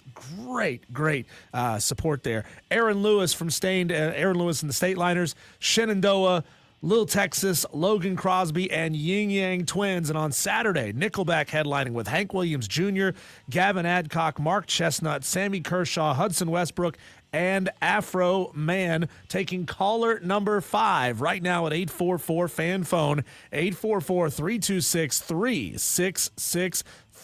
Again, two-day GA passes for Rock the Country 2025 on the line. Call in now for your chance to win. Let's do and it. when we come back, let's do this. How about we were supposed to get to it yesterday, Diesel, just didn't have time.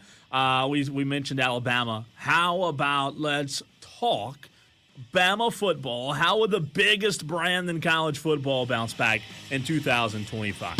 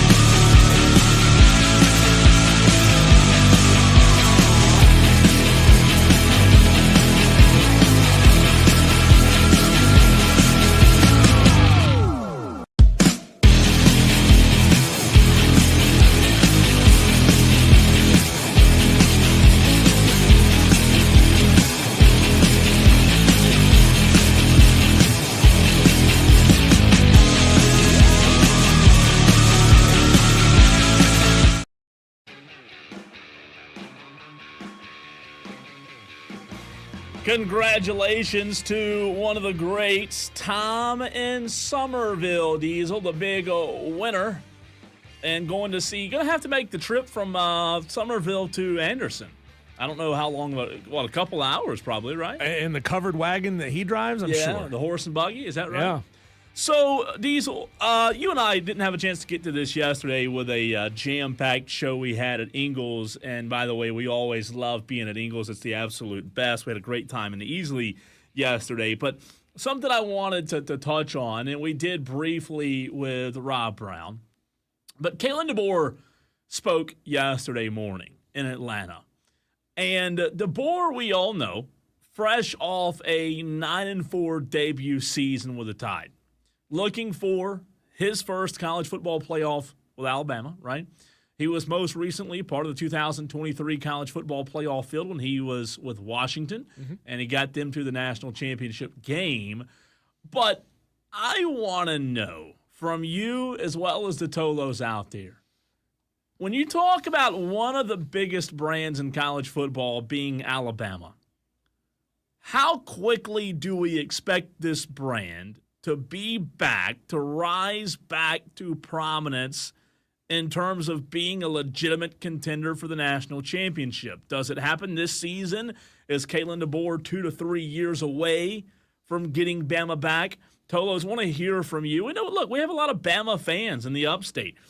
People love to pull for Bama, and especially the bandwagon Bama fans who just started pulling for them about 10, 15 years ago. I want to hear from you. 844-326-3663. That's the phone line and the Hub City Spartanburgers text line. Are we, Diesel, going to see in 2025, in your mind, the rise back to power from one of the biggest brands in all of college football? Oh, think about what Kalen DeBoer had to deal with when he took the job at Alabama. The most legendary coach in college football history leaves the team, leaves the program, up and retires. Okay, now you're the guy. Well, all of those players that are on your roster, the ones that you can hold on to at least, were all recruited by Nick Saban.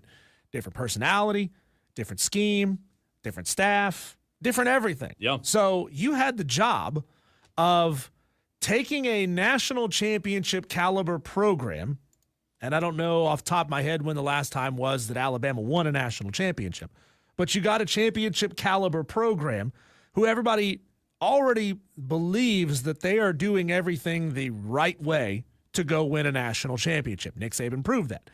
And you got to come in and change things and put a stamp on it your way. Even if they hold a modicum of respect for what you did at Washington the year prior, which some of them will, some of them won't, you've got to get the naysayers, the ones who aren't completely bought in, on track with what it is that you do. And that is a difficult thing to turn around in 1 year. Yeah. And the fact that, look, I know that they lost to Vanderbilt last year, and that is an unforgivable loss if you're an Alabama fan. Think about it this way. Didn't they lose to ULM under Nick Saban? Didn't Alabama lose to UL Monroe under Nick Saban? So, look, you gotta give him a little bit of time to win 9 games in his first year in the SEC with Nick Saban's players. And yes, they're supremely talented, but they are still hearts and minds Nick Saban's players. I think that's exceptional. You know what? I think there's so much truth to you have to give a guy time. I really do, because even though he followed in, to your point, Diesel, the GOAT's footsteps, you do have to realize that it's a completely different culture.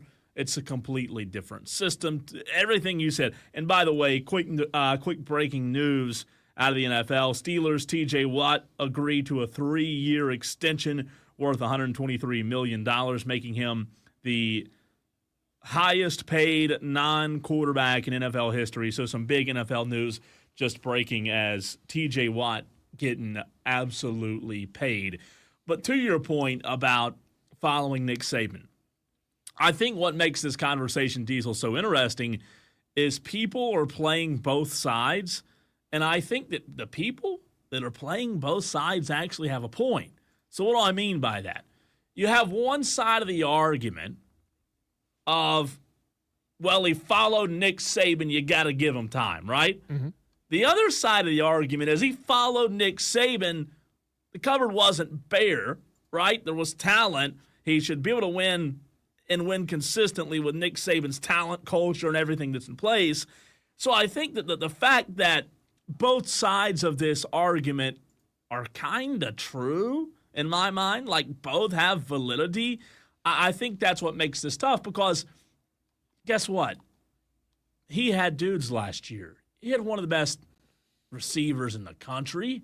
We all know that Jalen Milroe at times fell short, even though he threw for 3,600 yards, fell short of what people thought he could be. He still had 35 touchdowns, but I just think that it's so hard with only the sample size, Diesel, of only having one season to judge Kalen DeBoer. Well, then you go and look and see what he's done on the recruiting trail since 2025 class. He's got 3 5-stars and 16 4-stars. Number 3 class in America, by the way. You look and see what he's got going on in the 2026 class. Still very early on this, but he's got 5 5-stars committed this time around. Oh, I'm just scrolling down. Does anybody else have anywhere close to that? No, they don't. He currently sits with the most number of 5-stars of any team in the country. Yeah. Texas has 3. Ohio State has 2. Georgia has 2. Oregon has 2. DeBoer has 5. So Kalen DeBoer, unless he just is literally on the wrong page on the play sheet, playbook, he's going to be fine because he is stacking his talent now. Should be, you would think, right? So he retained 17 seniors, which was up from 8 when Saban left. So he has a little more experience, a little more cohesion, brought in 12 portal additions, saw major turnover there, like 40 players not on that same roster, Diesel. I'll tell you this. You talk about 2025 in Alabama. Ty Simpson, projected starting quarterback, who, by the way, was highly recruited out of high school. Ty Simpson's a good player. One of the most intriguing aspects of this conversation for me, it's not really being talked about enough, is the quarterback that's currently at Alabama, in Ty Simpson. Is he going to be good enough for Kalen DeBoer to take Ty Simpson and go win it all? You may say, well, Kalen DeBoer needs a little bit better of a quarterback, more skilled, more, maybe a better runner, maybe a better, just all-around better quarterback. Well, here's what's interesting about it, Diesel. Guess what Nick Saban proved in his career? Nick Saban proved in his career that he could take a Ty Simpson and go win a national championship. Mm-hmm. So the most interesting aspect for me is we know Kalen DeBoer is a good coach. We know that Nick Saban probably could have taken a Ty Simpson and go win it all. Can Kalen DeBoer take Ty Simpson and go win it all? That's where, to me, Kalen DeBoer's a good coach, but I think that's DeBoer the had separation. Penix at Washington. Yeah, pretty good quarterback, by the way, right? Well, remains to be seen how he does in the NFL. So it's the little things for me. Like it's the small margins that Nick Saban was, the things that Nick Saban, the attention to detail that he was so good at, being able to take, I don't want to say average run-of-the-mill quarterbacks, but quarterbacks that, let's be honest, didn't go out and have spectacular NFL careers after they won national championships at Alabama. I want to see if Kalen DeBoer can, again, maybe that's unfair to see if he can do what Nick Saban did, but I want to see if he can take a guy like Ty Simpson in a crucial second year and go out and prove everybody wrong and win the national championship. I mean, that's the ultimate big ask for everybody, right? I mean, we don't have a crystal ball. We can't shake it. We can't look into the future, but I think he's got just as good a chance as almost anybody. Yeah. I think this year I'd be shocked, and we can, at some point later on this show, go win-loss down that Alabama schedule and see if we think they're a playoff caliber team, if we think that they'll reach that 9-win slot to get themselves in contention for the college football playoff. We could do that a little bit later on in the show. But when we come back, most of these golfers are done or finishing up out at Royal Portrush in Northern Ireland for the Open Championship. How are the Stars faring? Who's struggling? I got a big hint for you. There's a big star that's struggling. We'll talk about that next.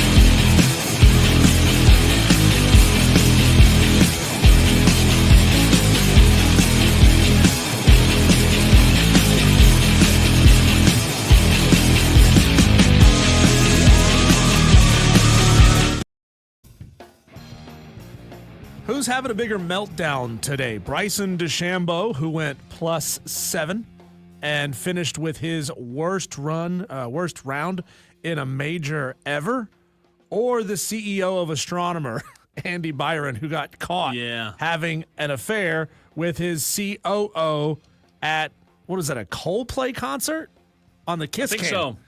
God. I'll tell you this. I don't know about the CEO and COO, but I can tell you there's one person, Diesel, that's not upset to see Bryson DeChambeau not playing well. That person's sitting across from you.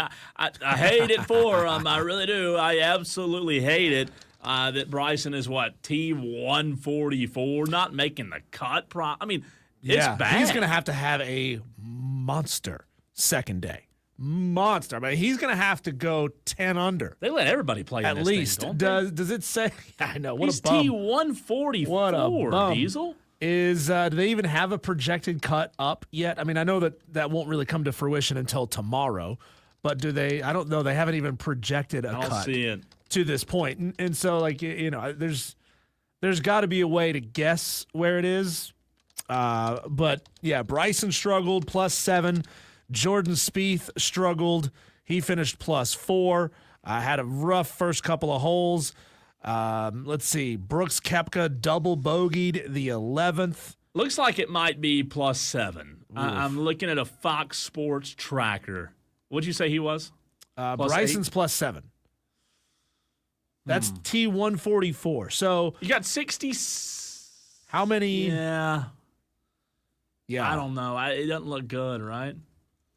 There's no way he makes it. And like you said, unless he just has an Hey, how about Tommy Fleetwood?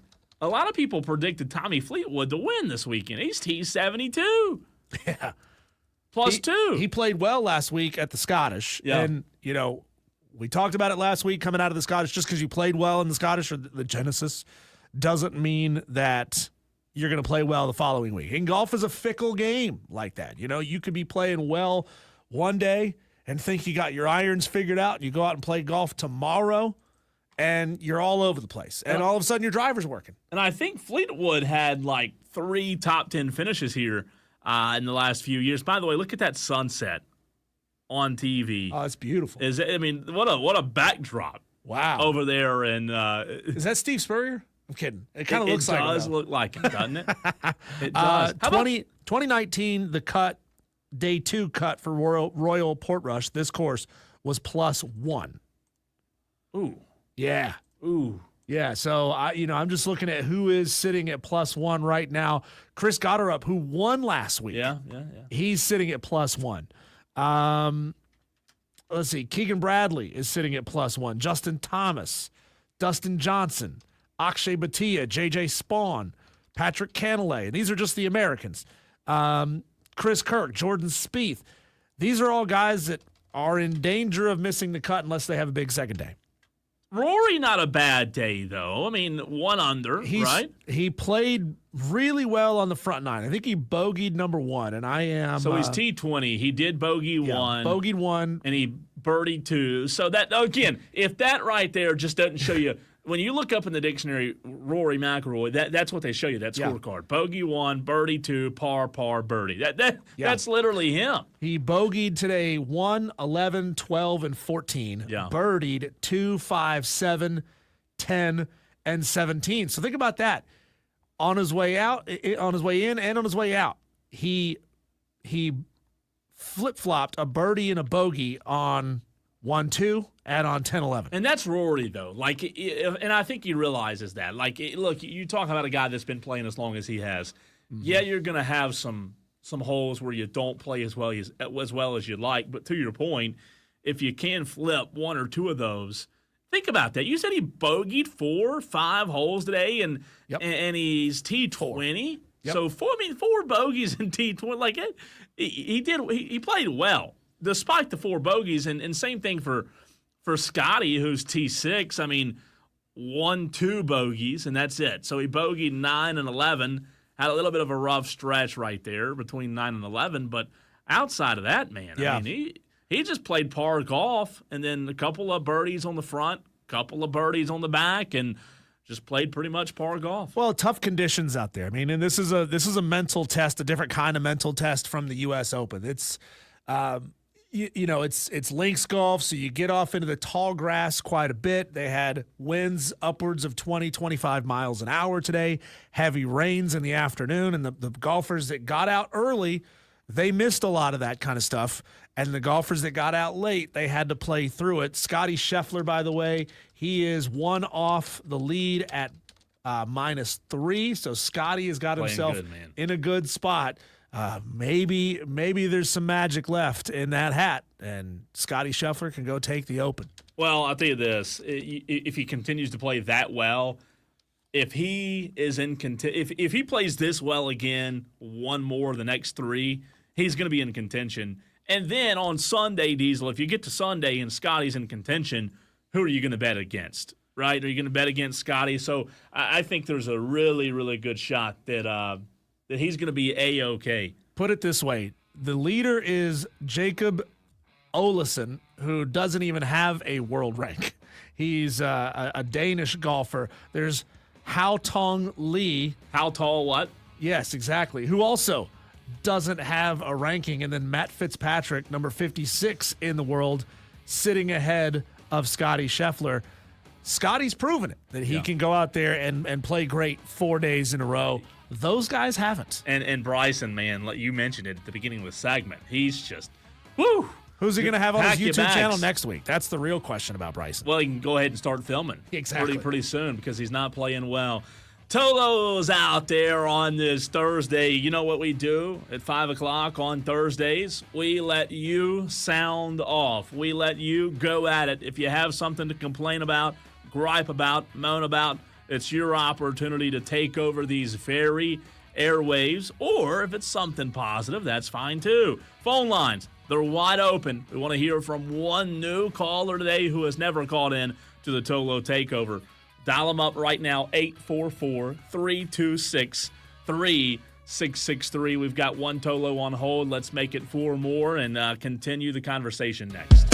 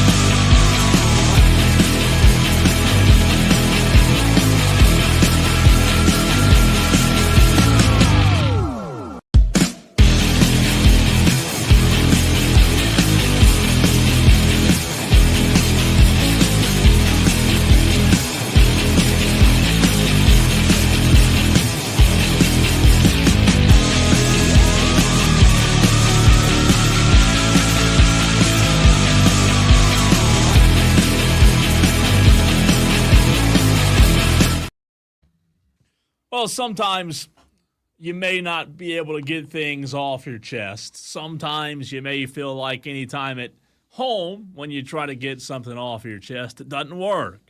You might be upset about something.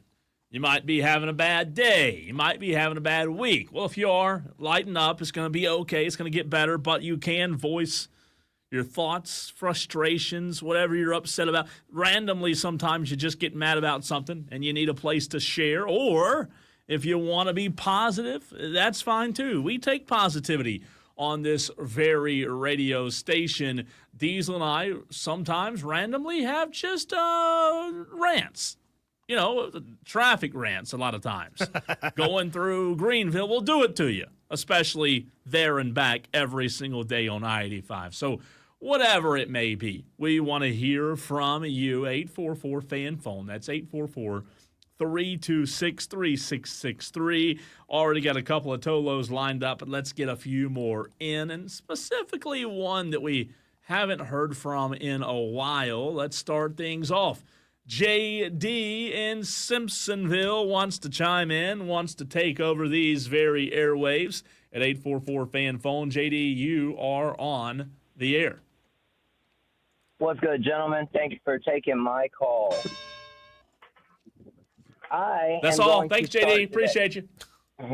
Right. Bye. Thanks. Did you just honk at somebody, by the way? No, that was someone else honking. Oh.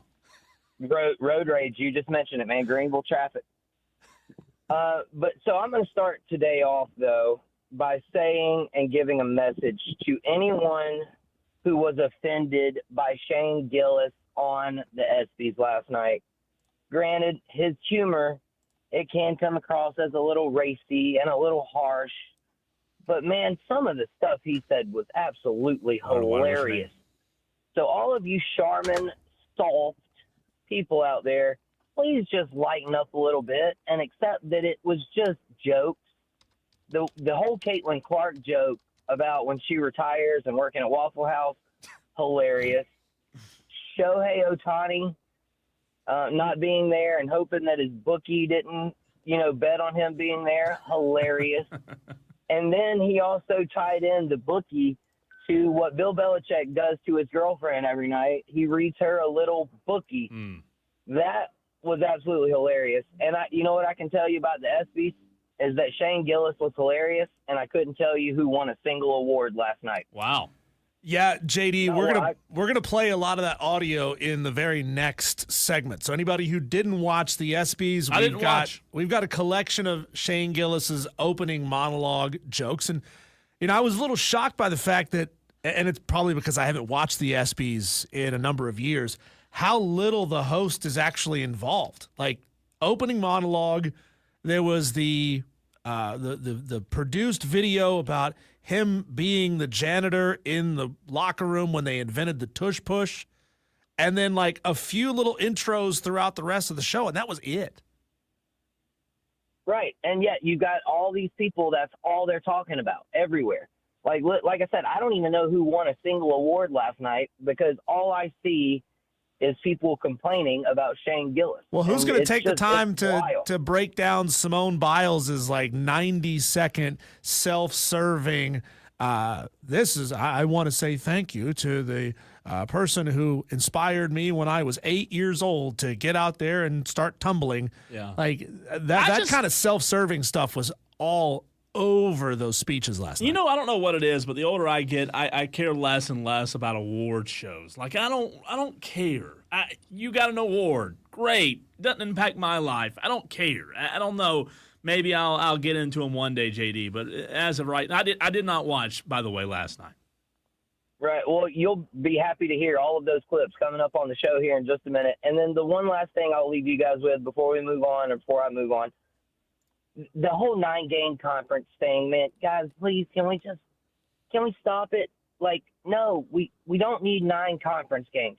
The only reason I say that is because it only would produce more money for the conferences if they played another in-game conference. But guess what? That would also eliminate small schools from getting a paycheck from some of these schools for getting that guaranteed win. And until the College Football Playoff Committee comes out and says that, yes, we are going to use strength of schedule as a piece of the criteria for teams to make the playoffs. There is zero need for them to go to 9 conference games. So miss me with all the 9-game conference stuff. Y'all be blessed, not stressed, and y'all have a good day. Thanks, JD. Thank you, JD. Appreciate you. I watched the opening monologue in a couple of minutes of the ESPYs, and then after that, I was like, I'm done. That's enough. I watched some highlights this morning, and by highlights, there weren't many. It was just I put the on-demand show on and just kind of fast-forwarded through all the blah, blah, blah. Best team. Let's get the entire UConn team up there. Let them all say their piece. Just doesn't do it for it's me, not man. a great even though most award shows are not good in general, the ESPYs now really not good. Yeah. JD just dropped off, so that opens up another phone line for you. Yeah, I'm talking to you at 844-326-3663. We go to Somerville, where we bring on the winner of today's Rock the Country ticket giveaway. Tom in Somerville always has something to say. What's on your mind, Tom? It's the Tolo Takeover. Hey, guys. Yeah, you know what was funny? Shane Gillis was incredible, and I only saw the clips. I didn't watch the ESPYs, but I do know he was incredible. Now, JD brings up a good point, but before I say what I want to say about the non-conference game thing, did y'all see what happened at the Coldplay concert in Boston? Yes, we did. Well, what's hilarious is my wife and I are going to the Coldplay concert on Tuesday in Nashville. But what's funny is I am going with my wife. So if y'all see a video of me, just know I am going with my wife. Which was really funny. Tom, we were joking about that in the commercial break. Had they not realized that they were on a kiss cam, the kiss cam gets on them and they don't react at all, the camera probably jumps off of them and no one thinks twice about it. But because they did realize that they were on camera and they obviously both know that they're not married to each other, they have this holy crap reaction and the internet loses their minds. But if they don't react there, I don't think anyone notices. Exactly. That's the thing. That's what was so funny. But, yes, I am going with my wife. So if y'all see me on a kiss cam, just know that was my wife. Now, I'm glad JD brought that up because, here's my idea, and I think it would work. Why play non-conference games? Everybody should play 8. You play 8 conference games, and then you have your ACC, SEC rivalry games that can't be taken away, right? Mm-hmm. So with that, you play like the NFL does where they rotate conference, cross division games every year. Just do that. So one year, you'll have 10 teams from the SEC play 10 teams from the Big Ten, or 10 ACC teams play 10 teams from the Big 12. Or you can do everybody in the conference, however you want to do it. But if you all have 8 conference games, it allows you to have those better Power 4 non-conference matchups, and it allows you to schedule them out because if everybody has the same amount of conference games at 8, it would bring better matchups. So I think the conversation is wrong. I don't think it needs to be 9. I think it needs to be 8. And then you'd still have your 4 non-conference games. You could have one against the Big 12 and one against the Big 10, however you want to do it. And that would be a much better metric to use to gauge these teams come playoff time. And the thing about it is, Tom, JB brought it up earlier, if they do go to 9, you brought it up just now as well. The jeopardization, if you will, of the Clemson-South Carolina game, Florida State, other games like that. I mean, I said earlier, Tom, in the show that I would quit sports radio and quit watching sports if Clemson and South Carolina got axed. What would Tom in Somerville do? Oh, it would be horrible. It would be absolutely horrible. That would be what ruins college football, not NIL. And you know what JD mentioned about the lower schools not getting paychecks. My thing is this: if the SEC goes to 9 conference games, the FCS games aren't going away. That's not going away. The group of 5, the App States of the world, the Coastal Carolinas of the world, those would be the ones getting affected, not the Charleston Southerns, the Citadels, they would still get their paycheck. But if you reduce the amount of non-conference games for Clemson, for example, you'd have South Carolina, you'd have your in-state FCS, and then that would leave you with one non-conference game. So I just don't think non-conference games is smart at all, because you already have the best product in the SEC to begin with. So if you want to put an emphasis on better competition, stay at 8 and work all together to have more high-profile games throughout the season compared to just jam-packed in September. Just schedule them out. It can be done, and it would provide a much better product. Well, Thanks, Tom. Tom, I've always been in favor of or hoping at least that these mega conferences of 14, 16, 18 teams break back down into conferences of 9. And then that way you play everybody in your conference. We can stop with this rotational scheduling and pods or divisions or whatever. Just make conferences 9 teams again, and that's it. 844-326-3663 is the number for you, Tolos, to get in. We go to Dewey. I don't know if Dewey is fired up as Tom is today. I like a fired up Dewey every now and then, one that's really upset about something. What's up, Dewey? It's the Tolo Takeover. Yes. First of all, you know why JD hasn't been on lately? JD, I have to call you out. He's been calling the Rob Brown show. He's become the Armada. And it's that needs to be called out. Is he a traitor? He's as a traitor. It's a traitorous act. Benedict Arnold on our hands. And he should be banned. Okay. That's why he's secretly calling the Rob Brown show now. I heard him. You heard him? Is it whoa, secretly? Whoa. What are you doing listening to the Rob? Huh? That you know call? what? Cole makes a good point. Huh? You are doing the same thing. I'm a spy. Oh, you're a Tolo I spy. gotta let Rob know that he sucks, because no one else lets him know. Well, Dewey, what else is on your mind today? But anyways, to Tom's point, the 9 game, the conference games, you don't want to do that. That'd be a travesty. You taking away non-conference games. The non-conference games already. Just you play some little high school team and you play Clemson or your rivalry, and that's it. But you do 9, you take away all the non-conference games, you just play conference games, and that's just overkill. You know what? Just let the whole conference beat up on each other. It's just total overkill, and you don't have your rivalry games no more, and your non-conference games, well, you just play them in bowl season, and that's it.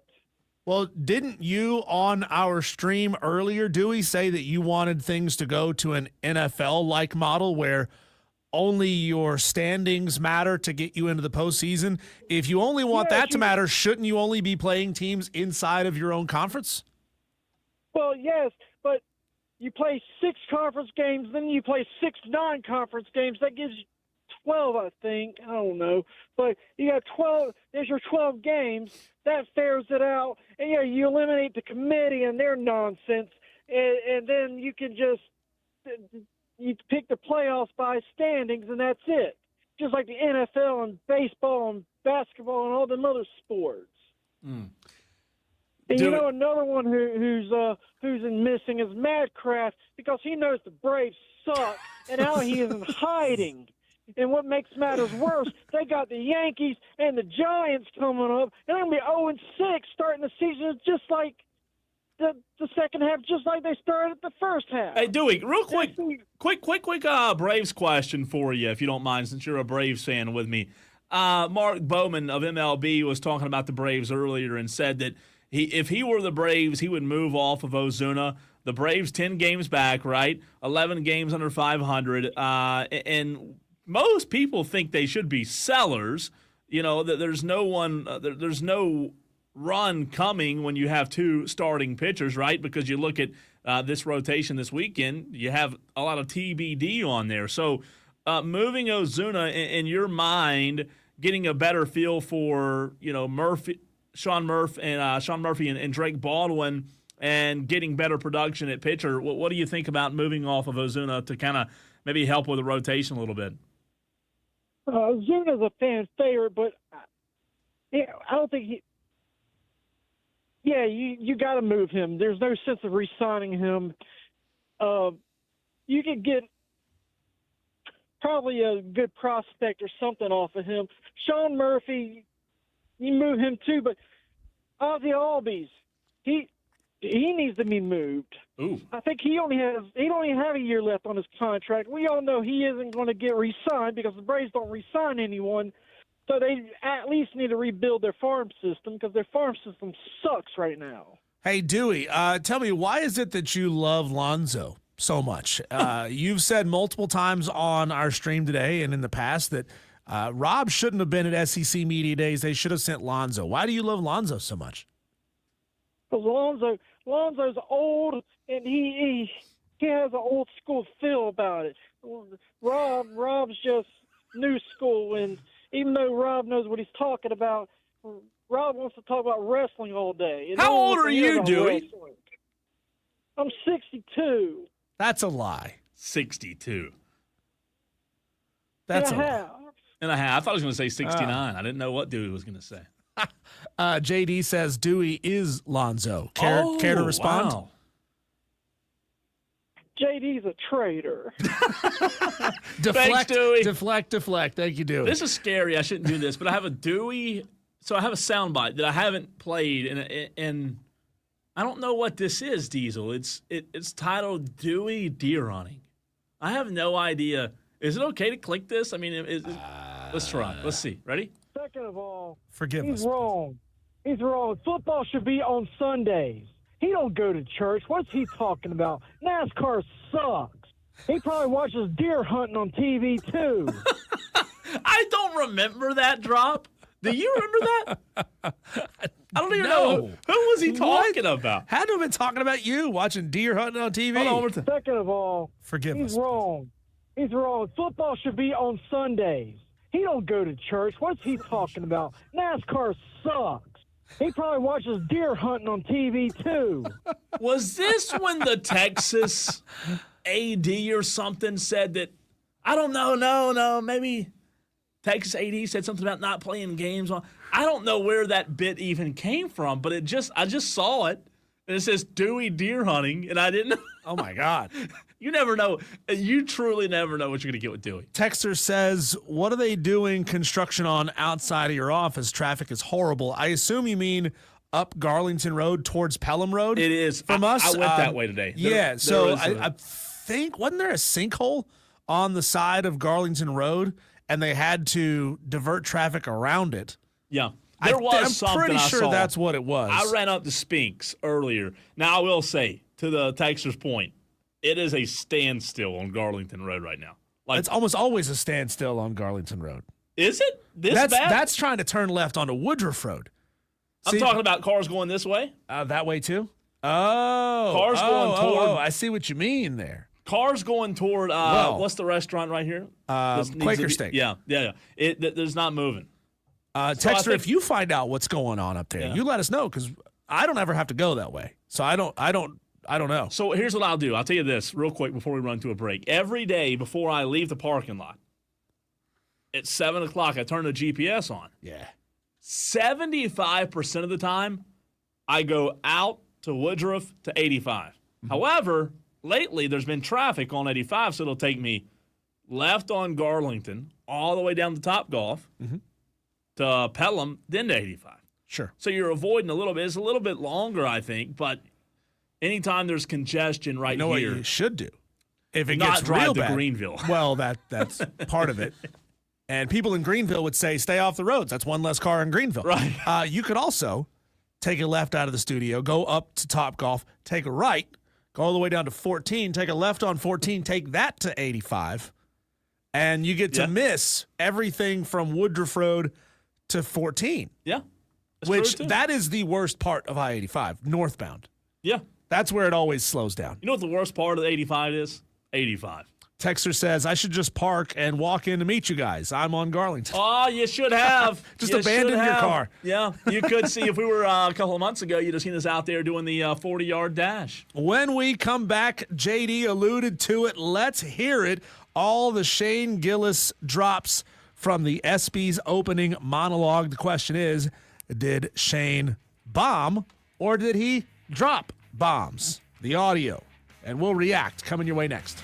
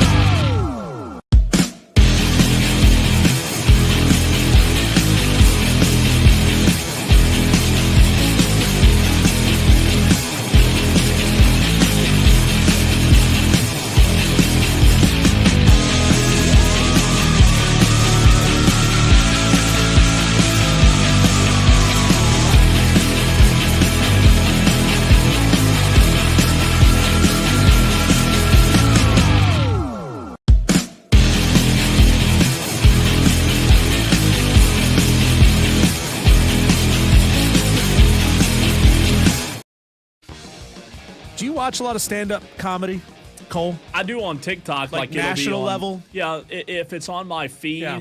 I'll watch it. I don't go searching for it, but if it's like on Reels or TikTok, I'll watch.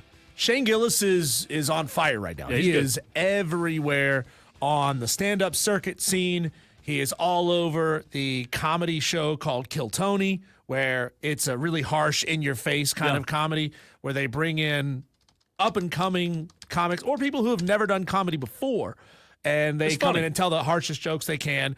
He's got his show on Netflix called Tires. I think it's on Netflix, right? Called Tires. He's everywhere, right? He is blowing up. He's been on SNL in the last season or so. Definitely one of the biggest names in comedy right now. I think he's an acquired taste for a lot of people. I mean, for me, the comedy goats right now are Bill Burr, Dave Chappelle, other guys like them. Shane Gillis, very different style. Very different style of comedian from them. Now, they're all harsh comedians, but his style and his delivery is very unique to him. I think comedy, real quick, I think comedy's like food. It's all Very an subjective. acquired, I mean, It's all very subjective. some love it, some have different, flavors they like. And Shane's style has always been kind of this, I'm nervous to be on stage, kind of this, like he's almost standing there talking to himself, like he's working through the jokes in real time in his own mind, critiquing himself as he goes. And we heard quite a bit of that during last night's ESPY's opening monologue. It started off kind of rough when he said, Deanna Taurasi is here. And the camera pans to her and she goes, oh my God, this idiot doesn't even know how to say my name. Right. She's only, how many times has she won the WNBA title? A bunch. And he couldn't tries say to shout Diana. her out. Didn't say Diana, said Deanna Taurasi. He took a shot at a lot of people in his opening monologue. And I did tweet out about 4 minutes into it. I was like, this guy's bombing, because the first couple of minutes were rough. When you judge it based on the crowd reaction, which that is your job as a stand-up comic, is to get the crowd laughing, he was not doing well. I mean, they kept flashing to Terrell Owens, to Simone Biles, and they were all sitting there like, who is this guy? Why is he talking about us? Why is he on the stage? And then I thought it got better towards the end of this thing. So let's listen to some of the cuts. And again, these are cuts. These are not, all the little awkward pauses in between. And I'm going to try my best to play these in order the way that they aired, just based off of memory, okay? So he is kind of looking around the crowd. This person's here, that person's there, saying what's up to them. Here's what he had to say about Simone Biles. Simone Biles is here. Yeah, hell yeah. Simone Biles is 4'8" and has 7 gold medals. She's short and has a lot of gold. When she's not competing, she leads a quiet life at the base of a rainbow. It's a leprechaun joke. If you tell Simone a riddle and she can't answer it, she has to give you all of her gold medals. So a very muted response from the crowd there. Yeah, They're like, I thought that short one, jokes. Since it's the first time I've heard these, I'm judging him in real time, Diesel. Yeah. I thought that one there is funny, but here's the funny to me. The funny scale, the funny meter or gauge. 1 to Diesel 5. No, I was just going to say, does it make me laugh? Like literally, in real time, doesn't make me laugh. That didn't make me laugh. I mean, so, there's like no reaction. There's like a little chuckle, like, Yeah, you oh, kinda like good. it. Yeah, Yeah. okay. And then there's like a laugh, like Yeah, a real didn't laugh. laugh at that That one. was kind of a okay, short joke. He goes on to talk about having UFC fights on the White House lawn. John Jones and Nate Diaz are here. Hell yeah. I had a couple drinks with those guys last night at the hotel, and it was terrifying. Donald Trump wants to stage a UFC fight on the White House lawn. The last time he staged a fight in D.C., Mike Pence almost died. it's kind of funny. All right. Chuckle. Yeah. You don't have to do that. It was fine. I didn't write it. So that might have been the funniest part The of the joke. recovery Is was the recovery. funnier Like, than the joke? nobody in the crowd laughed at this joke. So that got a chuckle. Yeah. Got a chuckle. Yeah, chuckle. Yeah. Here he is talking about, and JD mentioned this one, about Shohei Ohtani. Shohei Ohtani couldn't make it tonight. Man, I hope his interpreter didn't bet that he was going to be here. I like that one. Shohei is a once-in-a-generation talent. No one's been able to do what he does at so many positions, pitcher, hitter, and bookie. I like that one. I like it. That one didn't do much for Of me. the three, I thought Yeah. that was the best. Of the three, though. Not not three. I don't think they were, any of the three were really good, but of the three, I would say that one won my vote. He points at Shane Gilgeous-Alexander, who was in the crowd. SGA is here. Give it up for SGA. Hell yeah, bro. And now everybody sitting around him is in foul trouble. That's good. That's good.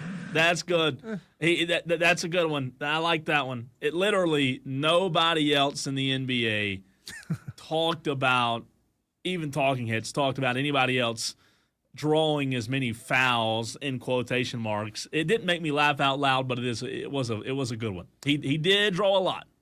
He talked about a lot of people who were there. Here he is talking about somebody who wasn't there. Megan Rapinoe could not make it tonight. Nice. No, we're going to pretend she's a good time. All right.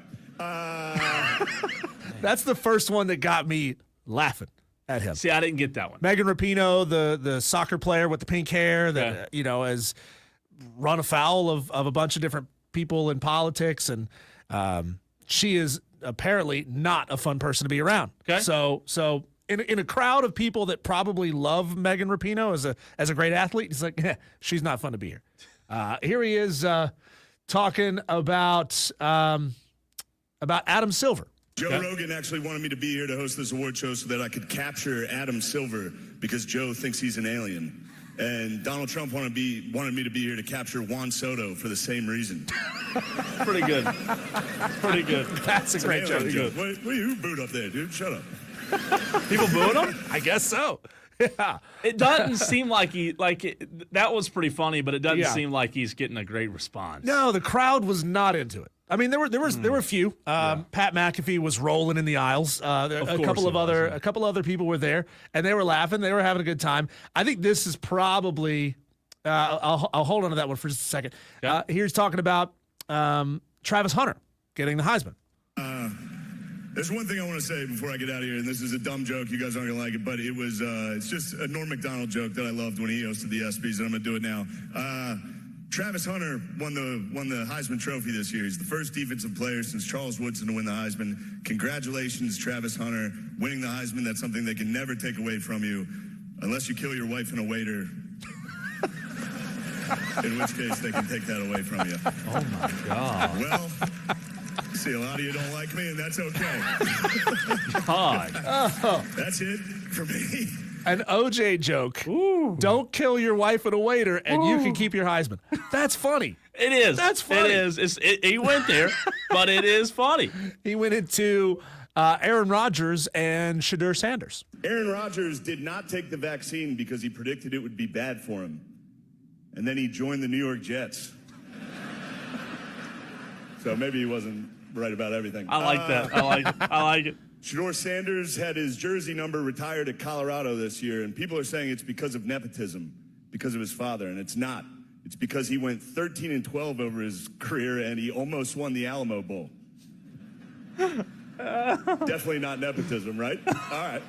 I like it. I like that one. I thought it was funny. Crowd didn't react. I like that one. Crowd didn't react the same way. And this, I think, was probably the creme. 12. I mean, calling him out for it publicly. I mean, I like it. I mean, come on, that's good stuff. And this was the creme de la creme. 2 back-to-back jokes about Caitlin Clark. Caitlin Clark, she and I have a lot in common. We're both whites from the Midwest who have nailed a bunch of threes.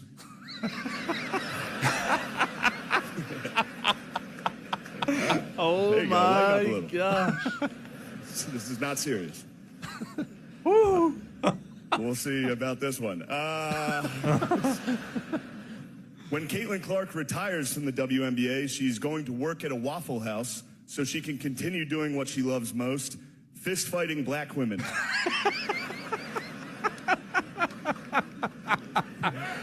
Strongest joke of the bunch. Those 2 Caitlin Clark jokes. I think so. I think so.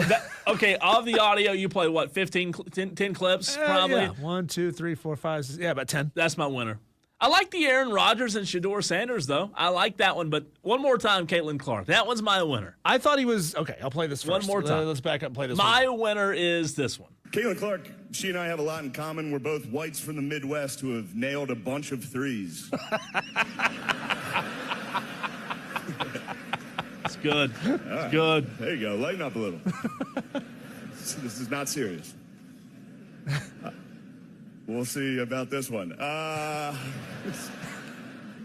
When Caitlin Clark retires from the WNBA, she's going to work at a Waffle House so she can continue doing what she loves most, fist-fighting black women. Whoa, my gosh. Okay, so of those 10, and that's probably roughly a majority of the jokes in the opening monologue, to me, I thought he was about 50-50. You know, the Simone Biles got a out of me. The Shohei Ohtani got a out of me. Travis Hunter, okay. I appreciated that he did a Norm Macdonald joke there. SGA didn't do a lot for me, that joke. But the joke about going to Juan Soto, about Juan Soto being an alien, hilarious. That was good. I like that one. Megan Rapinoe not being fun to be around, to name. me, was hilarious. Maybe not to a lot of people. The Caitlin Clark jokes, fantastic. So, 50-50. Let's go to the phone lines, 844-326-3663. Douglas wants to weigh in. What's up, Douglas? Yes. You guys got to be talking about the Bill Belichick jokes. I mean, God, I missed that one. That one is so funny. That's what Bill Belichick reads his 24-year-old girlfriend. That one's hilarious. Yes. Talking about bookies with Shohei, and that's what Bill Belichick reads to his girlfriends. Thank you. Yes. Thank you. That was a good joke. That is the prime winner. But honestly, Shane Gillis and his comedy is back. The fact that the crowd was so dull last night, extremely disappointing. Why, Douglas, from an outside perspective, why do you think a crowd like that is dull when you talk about a good comedian? Honestly, from an outside perspective, and I've seen him live in New York City and other spots, from an outside perspective, looking at that level of comedy, it's intelligent, but it's also loosen up, man. Like he said, this isn't serious. It's the ESPYs. Well, let's be honest. Well, and remind me, what did you say your name was? Douglas. I mean, you saw Shane in a crowd full of people who already know and think Shane Gillis is hilarious, right? So you were wrapped up in this, for lack of a better word, because I can't think of the best word to think of it. You were wrapped up in the group swell of this is all funny, right? I mean, but these are also a lot of athletes, some of which probably don't have a great sense of humor in general. This is true, but I think they. Maybe the ESPYs are taken too seriously by the people in the crowd, by said athletes. Maybe so. Well, that's true of all. That's true of all the things. Who knows?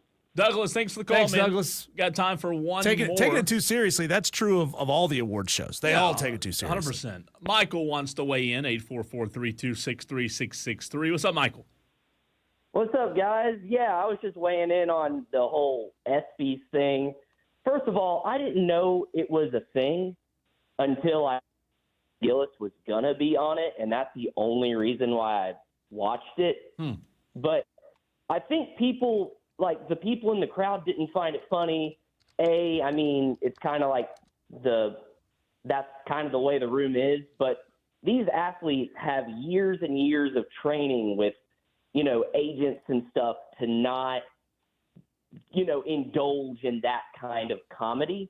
That when you bring in someone like Shane, it's stuff that would get those athletes in trouble if they said something like that, That's a good point. Maybe a good point. Thanks for the call, Michael. Good call, Michael. And JD brings this one up. Thank you. He talked about that he wrote an Epstein joke, but that it got deleted. Maybe it didn't exist at all. So real quick before we run, I was just looking to see what the ratings were for the ESPYs. Are they out yet? The share is. So, like, the actual numbers, not Diesel, but the ESPYs drew a .35, which compares to like Big Brother, which came on at 8 o'clock, drew a .60 in the 18 to 49 category. It was a decline from last year's ESPY, so not as many people watched this year's as last year's. It's about even with, I mean, you're talking about Master Chef and Chicago Med. Those two shows, the ESPYs had like 0.9% more. So yeah, not a lot. I don't love the ESPYs because it's people who work out and sweat for a living, putting on, multi-$1,000 outfits and going to an award ceremony, which doesn't do a whole lot for me. It didn't feel like it held the same weight. Now, I will say that tribute to Corso, and you probably haven't seen it yet, that whole section was amazing. Yeah. That was amazing. They brought the USC band onto the stage to celebrate Lee Corso, and half of them put on like Lee Corso headgear while he was there, and it was great. By the way, I did find the number 2.18 million last night. So that was the number. It's a 0.35 rating in the 18 to 49 age group. So let us know, Tolos, if you watched. 844-326-3663. Texter says the joke about Deshaun Watson was funny as well. Another texter said, he cooked Shador for having his jersey. That one was good. I like that one. Yeah. Leprechaun Lyman said he appreciated the leprechaun joke. Pretty good stuff there. The actress that came on to present after Shane Gillis made the Deshaun Watson joke, she didn't seem to think it was all yeah? No. Well, she walks out, she's like, oh, okay. I have to present after that joke. The top stories, Tolos, and all of sports. It's next. It's the Daily Wires.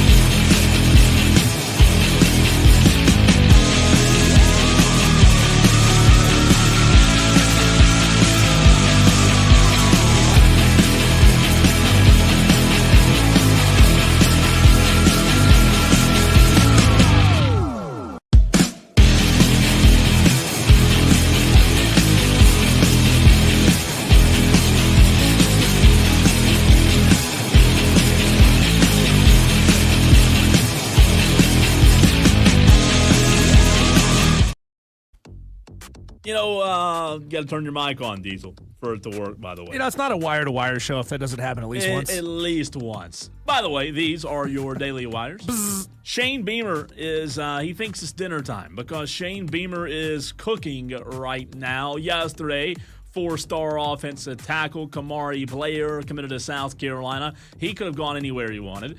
He's 6'6", 280. Also, today, guess what? Just a few minutes ago, it continues for Shane Beamer. Tristan Lewis out of Greenwood, South Carolina, just up the road, tweets out, "I'm home, baby. Let's do it." He commits to South Carolina. Tristan Lewis, 6'4", 200 pounds.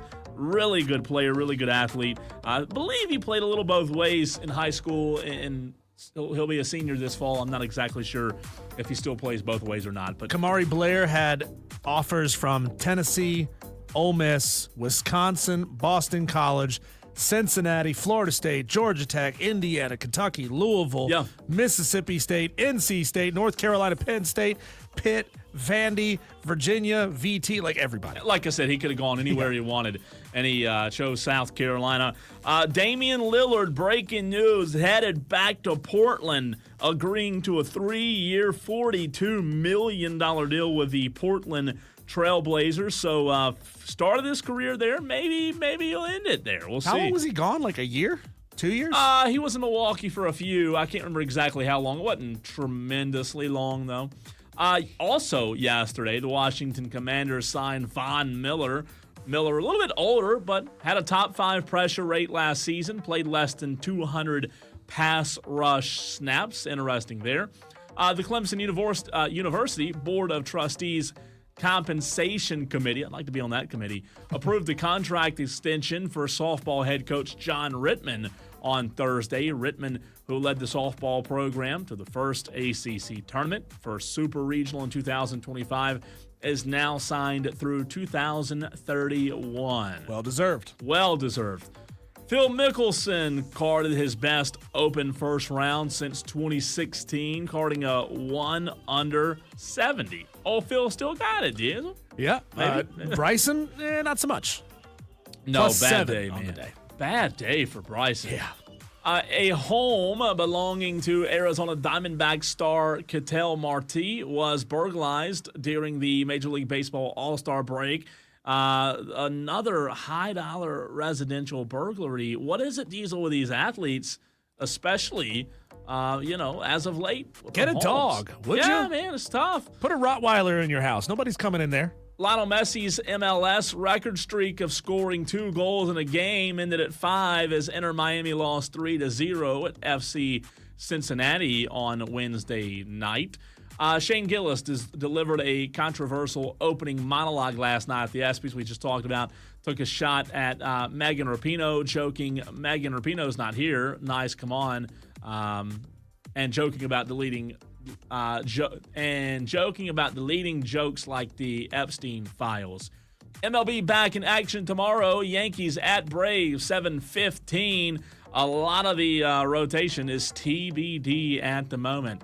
Eli Drinkwitz said at a SEC Media Day that he supports the idea of increasing from 8 to 9 SEC games. We talked about that, Diesel. Steve Sarkisian, not so much, though. No, on the other side.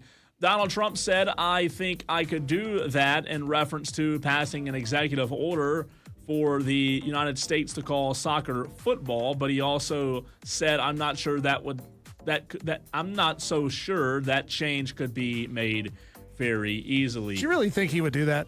Executive order, we're now going to call soccer football. Then what are we going to call football? Yeah. Leather Kansas ball? City Chiefs star wide receiver Rashee Rice sentenced to 30 days of jail time and 5 years probation Thursday as a result of his role in a multi-car crash last year, sources told Adam Schefter.